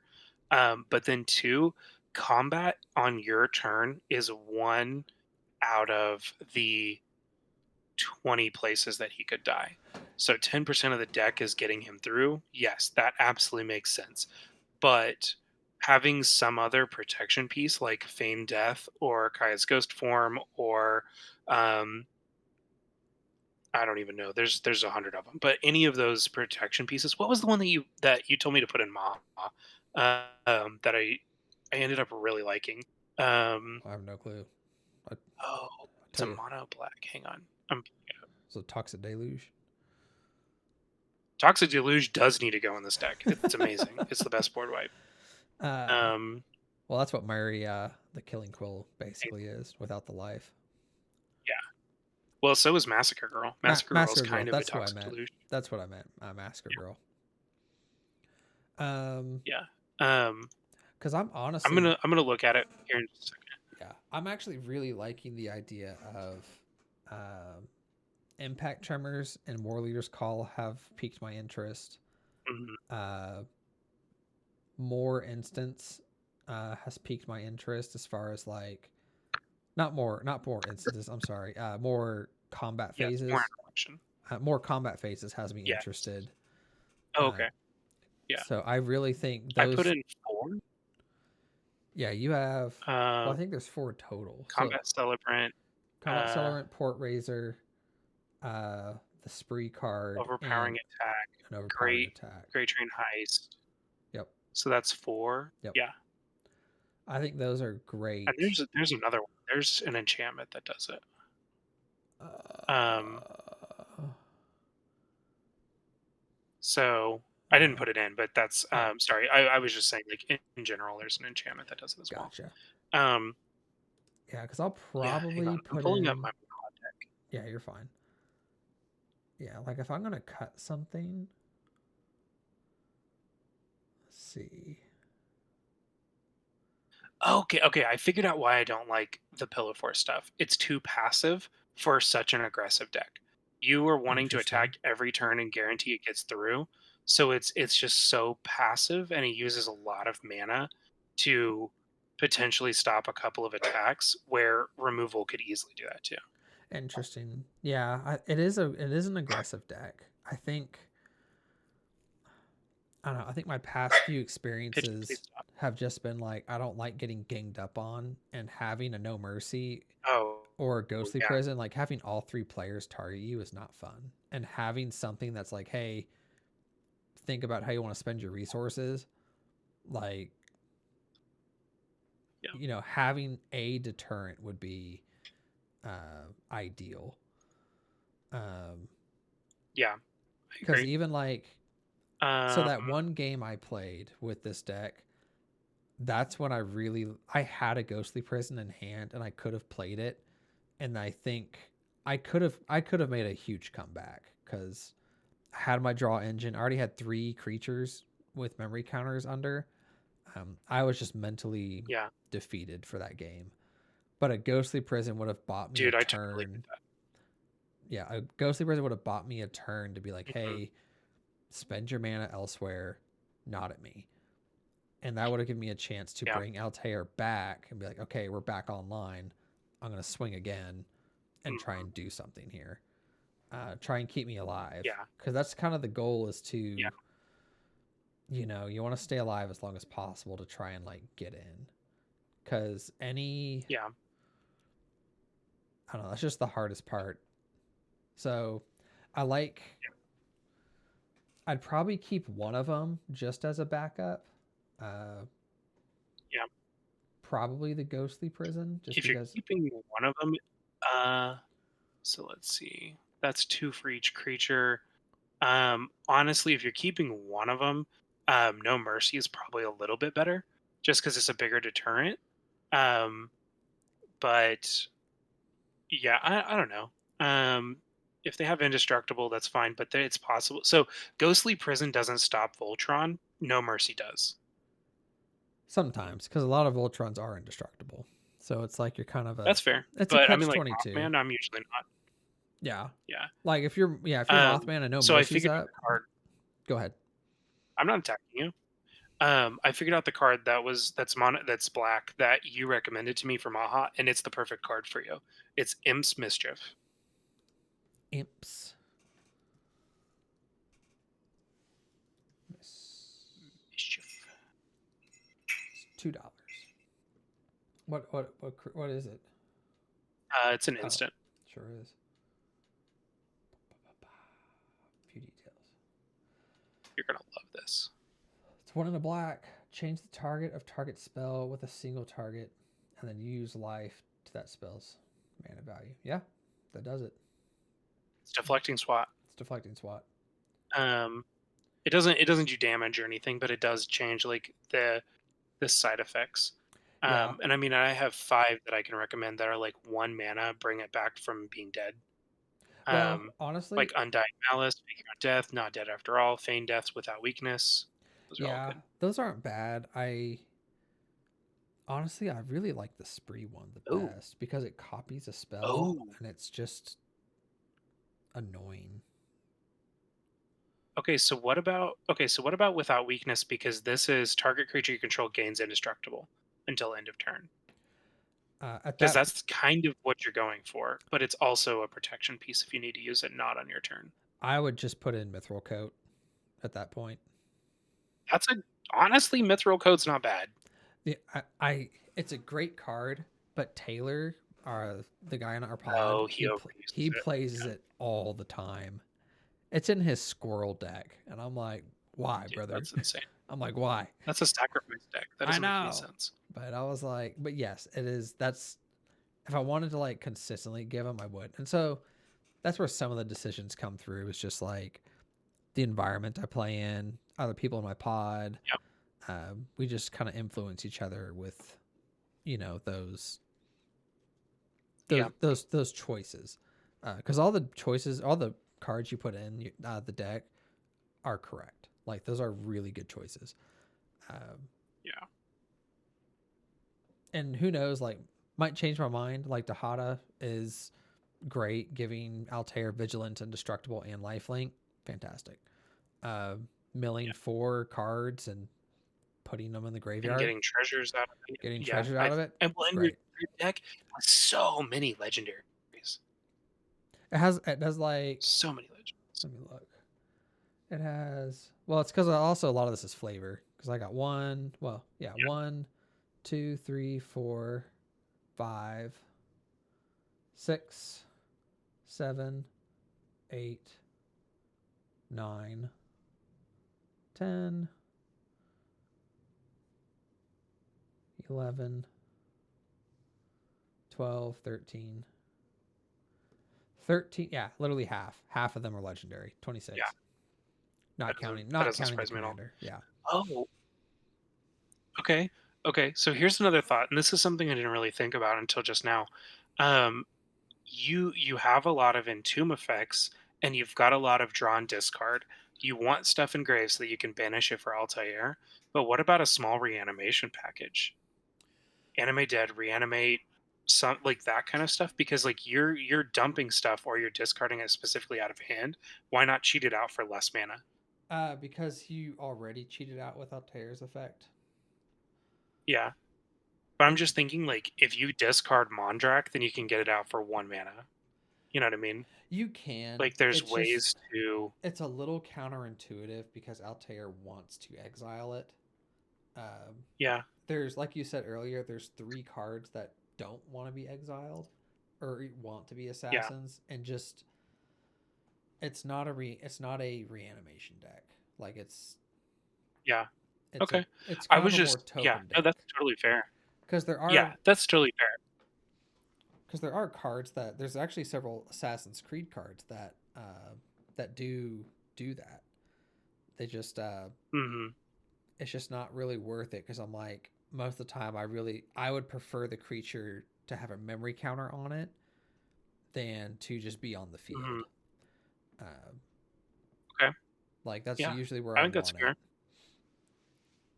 Which is why, like I say, my mana curve is really low. Is because I don't usually cast any of these creatures. Um, Yeah. like the only thing I would really hard cast are the Master, Mondrak, and Rashawn. Like those are the ones Yeah. I would like Maybe really Master of Cruelties. maybe, Maybe Mari. yeah, maybe. It's like they're Yeah. very very rare. I would really hard cast any of these other ones. Um, but yeah, no, I think that at this point, honestly, we just need to really get some data. Yeah. Cause go back to this. Yeah, I think we just need to get some data and see how it plays. Cause you might be right. The pillow fort effects, I'm gonna try it with them, just because this is what I Yeah. built and see how it does. But I think you're Mhm. right that I think the high level of aggression, I'd like to. I take notes anyway during games, um, Yeah. with our battle reports and stuff. But I would be very curious to see how one played over the other, um, Yeah. in the Well, long and term. if you play 3 games, you may not actually get to them, you know what I mean? Like, you may only get to 1 or something. And you're right, like, in a go wide deck that's a token deck or something, like, Ghostly Prison may pull its weight in gold, and then I don't know, but then there's maybe other times where you're looking at a Ghostly Prison in hand wishing it was a Terminate, you know what I mean? Like, Yeah, that's kind of how I see it, of, like, I think what I would I just want. rather have in my hand right now? Top deck. Yeah, I think that's where when I was building the deck, I think that's why I shied away from terminate because I was like, oh, I have assassins and with memory counters that are going to blow it up Mhm. on my turn anyway. Is it Yeah, worth killing it now versus like I can kill it on my turn? yeah, Like I agree. it's a little slower, but it's Especially also especially for Terminate that doesn't hit, it only hits, like, creatures, right? yeah, Yeah. So, to me, that's where Chaos Warp and Generous Gift are just, like, insane, is because it's like, "Oh, you've got a problem land? Oh, you've got a Shizos of your own? Oh, you've got Maze of Ith and you're stopping Altair from attacking? Check this out." And so that's kind of why I run those, is being able to get rid of problem lands or huge enchantments or just anything like that that's like, yeah. The "Hey, guess deck, what? You lose it." yeah, the deck is shy in other non-land removal. I Yeah, have some. If I can get that other assassin in there, I'm really cooking. But yeah, um, I do have a ghost quarter in there for land problems, yeah. or ghostly quarter. I think that's what it's First quarter's called. good. Yeah, I knew what you meant. So that handles lands pretty well. It's just rare. It's kind of rare for me to run into. If they Maze of Ith, Altair, my triggers already like happened. That's Like true. Yeah, that's that's a the good thing. point. I'm not like as Um, scared of it. Like if anything, it'd be like Field of the Dead or yes. Yeah, or something. like even Phyrexian Tower or like Cabal Coffer, something that's just giving them so much value that Right. it's like, "Hey, this is worth, I'll trade you 3 mana for that any day." Yeah. Um, And even like I don't know. I think that's why I built it the way I did is because I can get rid of the creatures. Because every deck I've played, everyone builds them differently. But for the most part, no matter what, creatures are involved in the engine in some way, somehow. Not all the yes. time, uh, Absolutely agree. No, but I totally agree. most of the time, if I can take out just the creatures, we're golden. Um, Yeah. the if someone has a ghostly prison that I need to get through, then that's where I'm like, I only really have like one or two. I have mortify and I have that assassin to get rid of enchantments, but like Mhm. I only have a generous gift. But Yeah. hopefully that's where it's like, hey, let's work with somebody. Like let's try and like Yeah. figure it out. Yeah. Uh, "Hey, if you solve this problem, I'll give you a turn off," or something like yeah, that. I Yeah. need to look up the ruling if um, the tokens dodge ghostly prison. I want to say they Oh, do. that's interesting. Actually, I think they do because they come in tapped and attacking. Interesting. Well, let me read Altair That'd real be kind of quick cool. because we played a game recently that was they had the knight that whenever you attack, you create 3/1/1s, or you create a 1/1 that's attacking each opponent. Yes. Okay. Yeah, because you skip the attack declaration. They just come in tapped and Okay. attacking. So yeah, they get around Ghostly Prison. Never mind. Fuck Ghostly Prison. Does does propaganda work like that as well? Correct. Yep. It's just the blue version. Okay. Nice. Yep. I was gonna say propaganda, ghostly prison are probably the two most common ones. Yep. Um, I Yeah. don't think I'd even seen your black one until today. That's Um, one. That's a Taylor card. Taylor plays it in one or two of his decks, and I really like it. I think it's really cool. I think it's just a cool enchantment. yeah. But it's so like you said, Mm, if we're playing right, and I cast No Mercy, and you have Mothman out, you yeah. might be a deterrent. You might be deterred and be like, hey, I don't really want to slam Mothman into you. Or you can be Yeah. like, you know what? You've been a nuisance and a problem. I'm going to smack you and kill you with my 26 Yeah. 26 Mothman. It'll die, but so will you. And I'm still in the game. Yeah. So, like, it Yeah. doesn't That's stop the attack. It just makes them yeah. regret it. It makes Well, them and they think have to twice. deal damage. Yeah. Yeah. They have to deal damage, and that's kind of the reason I don't. That's one of the reasons I don't like it is because like it's kind of a little. Mm, in a way, there's like anti synergy Yeah. where I would any much of rather your put in protection pieces. I'd much rather put in like Impact Tremors or War Leader's Yeah, Call I agree. over it. I would honestly, I'd probably change that out before I played it again because I really like Yeah. that idea because that's just free damage. It's free real It's estate. free damage. Well, and if you're doing 5 damage every turn and it goes up every turn, like that's basically Descent into Everness. And so to me, so this is okay. This is one of the things that I really like about Black is I saw it in your considering pile of Dire Fleet Ravager and Soren Markov. I think life cut effects like that are very underrated because, like, to me, oh, I have to win through combat damage, but I can put you at half of your life, or I can put you at 10. That's one combat, and Cover of Darkness finishes that so fast. So to me, like, I see that as like, oh, 5 mana for Soren Markov to instantly cut somebody's life, and or 6 mana, whatever he is, and I instantly put somebody down to 10 where they're in range of dying immediately. I'm like, hell yeah, I'll do that. I'll do that every day. So same thing with like Direfleet Ravager. I think I play all of them in Maha, um, So it's because I'm funny. like I have to win through combat damage. Yeah, So it's funny because I still want to make a an Ezio deck. I still would love to make one, yeah. and Oh, and Soren's amazing in Ezio. I purposely left out a lot of assassins that like have damage. Like Mm, there's a lot of assassins that are like, hey, take your damage from half your life total. There's like two or three yeah, of them that do it, and I purposely left them out of Altair because I wanted Ezio to be built more around that because Ezio yeah, benefited the most out of it because he has a special ability of if you're less than 10, hmm, I can just kill you. And yeah, so that was one of my other thought processes was so like Soren and all that was like, yeah, yes, you're correct. Again, bringing life totals yes, down through combat, it is correct. I yeah, just was trying to make I'm making two assassin decks and I have to be able to differentiate them and make them do different yes, things. So yeah. That's fair. Altair's blowing shit up and making a bunch of tokens. Mhm, Ezio, I will be making a lot more like try and hit you just one time and win kind of mhm, thing.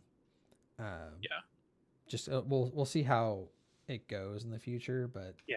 uh, Well, in Ezio, you're right because Ezio plays like Tree of Perdition and Soren Markov and like different stuff like that that can try and bring your life total down so where he can just assassinate you. yep, Um, the Ezio that I play against is not optimized, and honestly, like she pulled several $100 worth of the Assassin's Creed set and basically just picked all of her favorite assassins and put them into Ezio.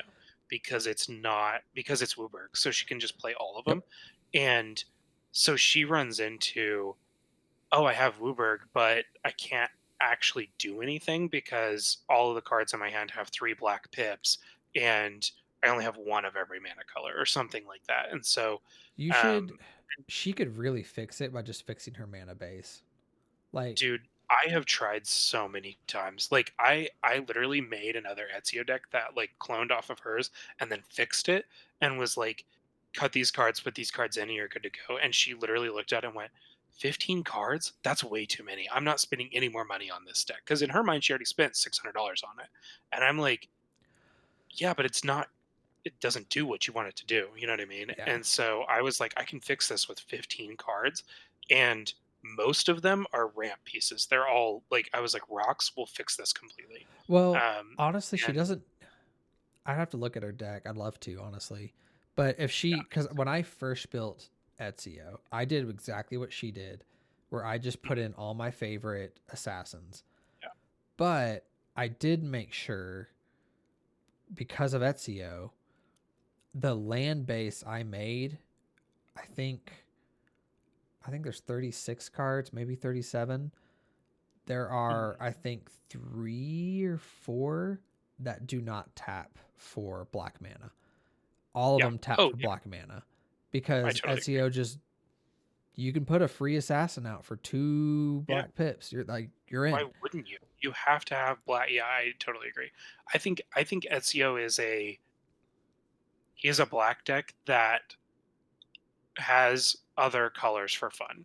And so Yes. like every single land that I put in the version I made was one of the dual lands with black. And so they were all black and red, black and white, black and white. And like so that way I always had my black mana.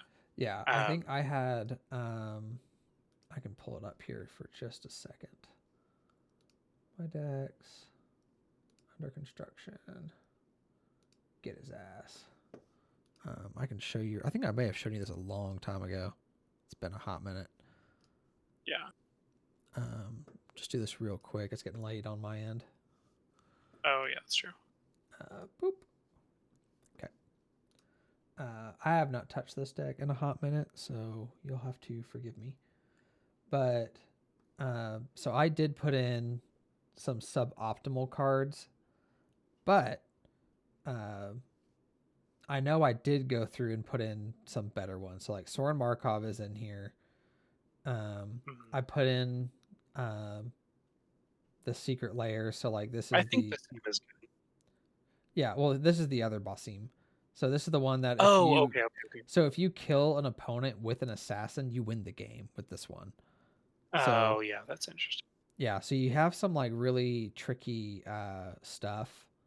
Like with Avor here, she's from the secret layer, Mhm. but she Yeah. can pay Wooburg and untap, and you have infinite combats because I have a Oh yeah. Sword of Feast and Famine as well. Yes. Same with the one of these has like the hit counter win con. Yeah. But anyway, so and I put in like the Tree of Predation. I put in Yes. Yeah. Virtuous Veiled. Blah blah blah. Anyway, but mostly what I was going to tell her was I also put in a Wound Reflection. That's a banger Yeah. card. So my land base, yeah, 36 lands.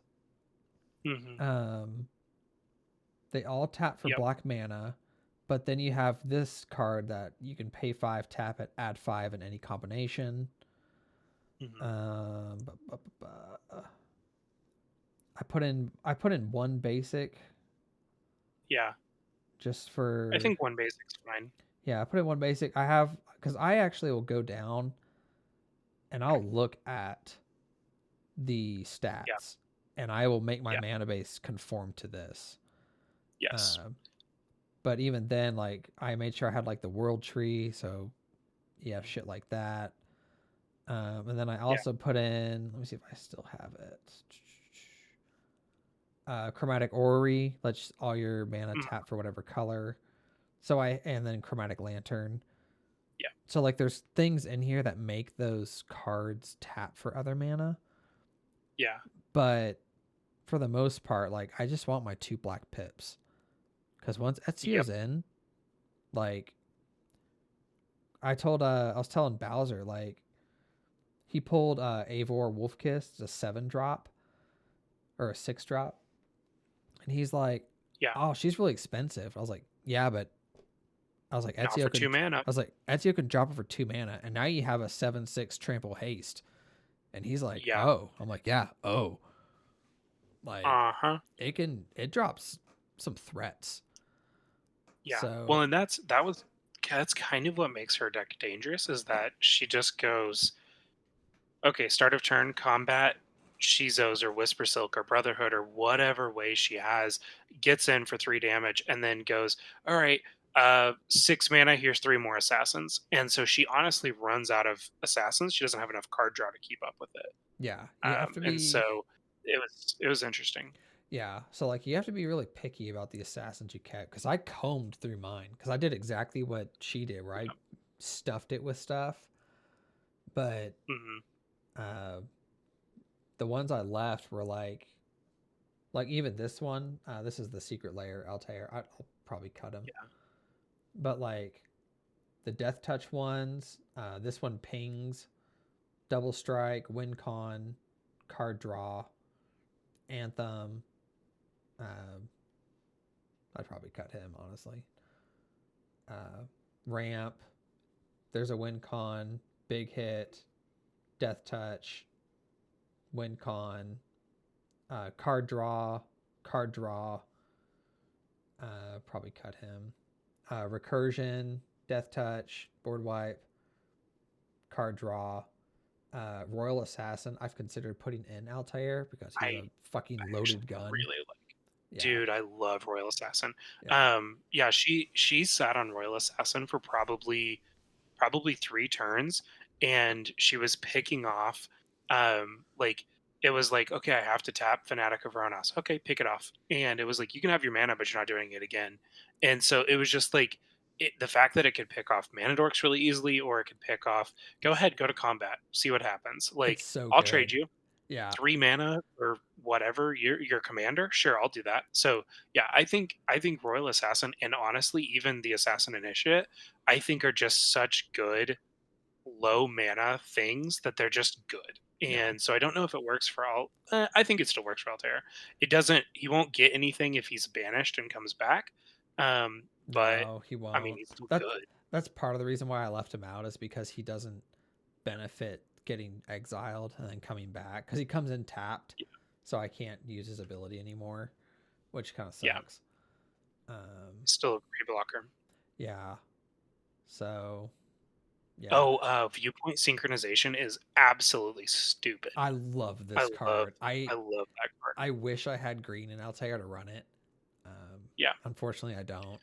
But it's Honestly, so free good. running, oh man, I kinda like man, hit because if free running's active with hitting with your commander, honestly, I kind of feel like I need that for Mothman. Like that's just such a good Yeah, ramp. absolutely you do. I put Uh, it in Godzilla and I think Mr. Fox. I put it this in because if your nice. Yeah. commander hits, Yeah. 3 mana boom. and then you get all of that. Like it's just absolutely insane. Yeah, and then this is the board Yeah. wipe. What must be done? Yes. Destroy Yeah. all artifacts and all creatures, or you can target a historic permanent. So it's not just a creature; it can be Mhm. a historic Yep. permanent. Um, Yeah, that's really good. yeah, I was really upset Frozen's that amazing. yeah, I'm really sad Altair doesn't have blue, because the blue cards they came out with, like Become Anonymous and Desync, they're Yep. so good. I love these. This is my favorite Desync equipment. is amazing. Assassin's Gauntlet. Does she use this? Tap all creatures. Yes, she has it in there. Um, It's so I don't know good. that she's actually pulled it. It's so good. That's insane. Yeah. I, I've How is been that? looking, That's insane. like Uh, I love that. I've considered putting it in my night deck, just because you drop it and you dude, just like tap down, like guess who's swinging in. Like it's so good. I love this card. I don't know what dude, I'll put it in, but it's so good, and it's yeah, a loot, so you draw a discard when you hit. yeah, that's insane, dude. Yeah, I'm honestly that's a pretty good Mothman card too, because like I swapped out Whisper Silk for Brotherhood Regalia because it's just a straight upgrade. Oh, Um, And so, yeah, oh my gosh, that's insane. I It's don't so know if she does good. play that, honestly. It's so good. It's just a Uh, free, like, hey, like, or I mean, you get to politics too. You can be like, hey, I can't kill him, like, but I can tap down his shit and like yeah, swing in. absolutely. Well, I play the 1 mana, Artful Dodge is the blue one that just makes a target or makes a target or 2 target creatures unblockable this turn, Hmm. and I use that every now and then just as, like, a really low cost way to get in, but honestly, like, 3 mana is not that much, and it's an equipment, so, Well, it comes in. I think um, it automatically attaches. yeah, it automatically equips. Yep, automatically equips. Tap all creatures target opponent controls, and then it gives it Yep. +1/+1, and loots. Like it's so. Yeah, that's I don't see why you wouldn't play that, that's amazing. Yeah, Um, it's really good. Very cool. So, uh, yeah. Oh, I've pulled two of these recently. Oh, nice. Yep, That's good. I pulled one Dude, somewhere. it's such a good card Yeah, I don't know what I'm gonna put it in. I have two now. I don't know, but I have them. Yeah. Honestly, like, it's such an expensive card that it's, like, it's probably worth selling one because it's, like, I don't know. That's always, like, how I look at it is I'm like, "Okay, like, this is worth money." You know what I mean? Like, I would almost rather just have a cheaper version and have the money. But, I wish they um, had made the Hidden Blade Vorpal Sword. I wish they had dude, just. that would've been sick. It would have been iconic. It Yeah. it just would have been the better swap. Just because Yeah. of I the agree. just because it's an insta kill. Ah, it's so good. It's Yeah. so good. Now I'm looking at it. I'm like, oh, should I put it in Altair? I'm like, no, leave it for Ezio. That's Ezio's thing. Yeah. Altair is his thing. This is this is Yeah. Ezio. So If Altair had equipment, it would be something like Mithril Coat or something that is going to give you the protection on other people's turns, like Swiftfoot. yeah, And so I don't know. I That's kind of how I see it. As I'm like he would rather have turn round wide protection, not just like Voltron-y get yeah. big. So anywho, that is Cool. dude, this was so fun. I love this. Absolutely. I saved the duplicate one that I made that has like the 126 cards in it. So if you do need to like go back and like look at cards afterward to go, oh hey, what was that one that we talked about? I just put them all in here, Beautiful. so that way it's a Well, reference for later. well, I will keep you posted on the Yeah, games for definitely. Thursday when we play. But uh, but yeah, until then, I'm really appreciate you just getting to look over all this and just talk about magic stuff. This is super fun. Yeah, it's always a blast. I love it. Cool. All right, bud. Go get some rest. Have a good evening. Tell Michelle I said hi. Yep. And thank you to all who watched. And yeah, until next time. Ta ta for now.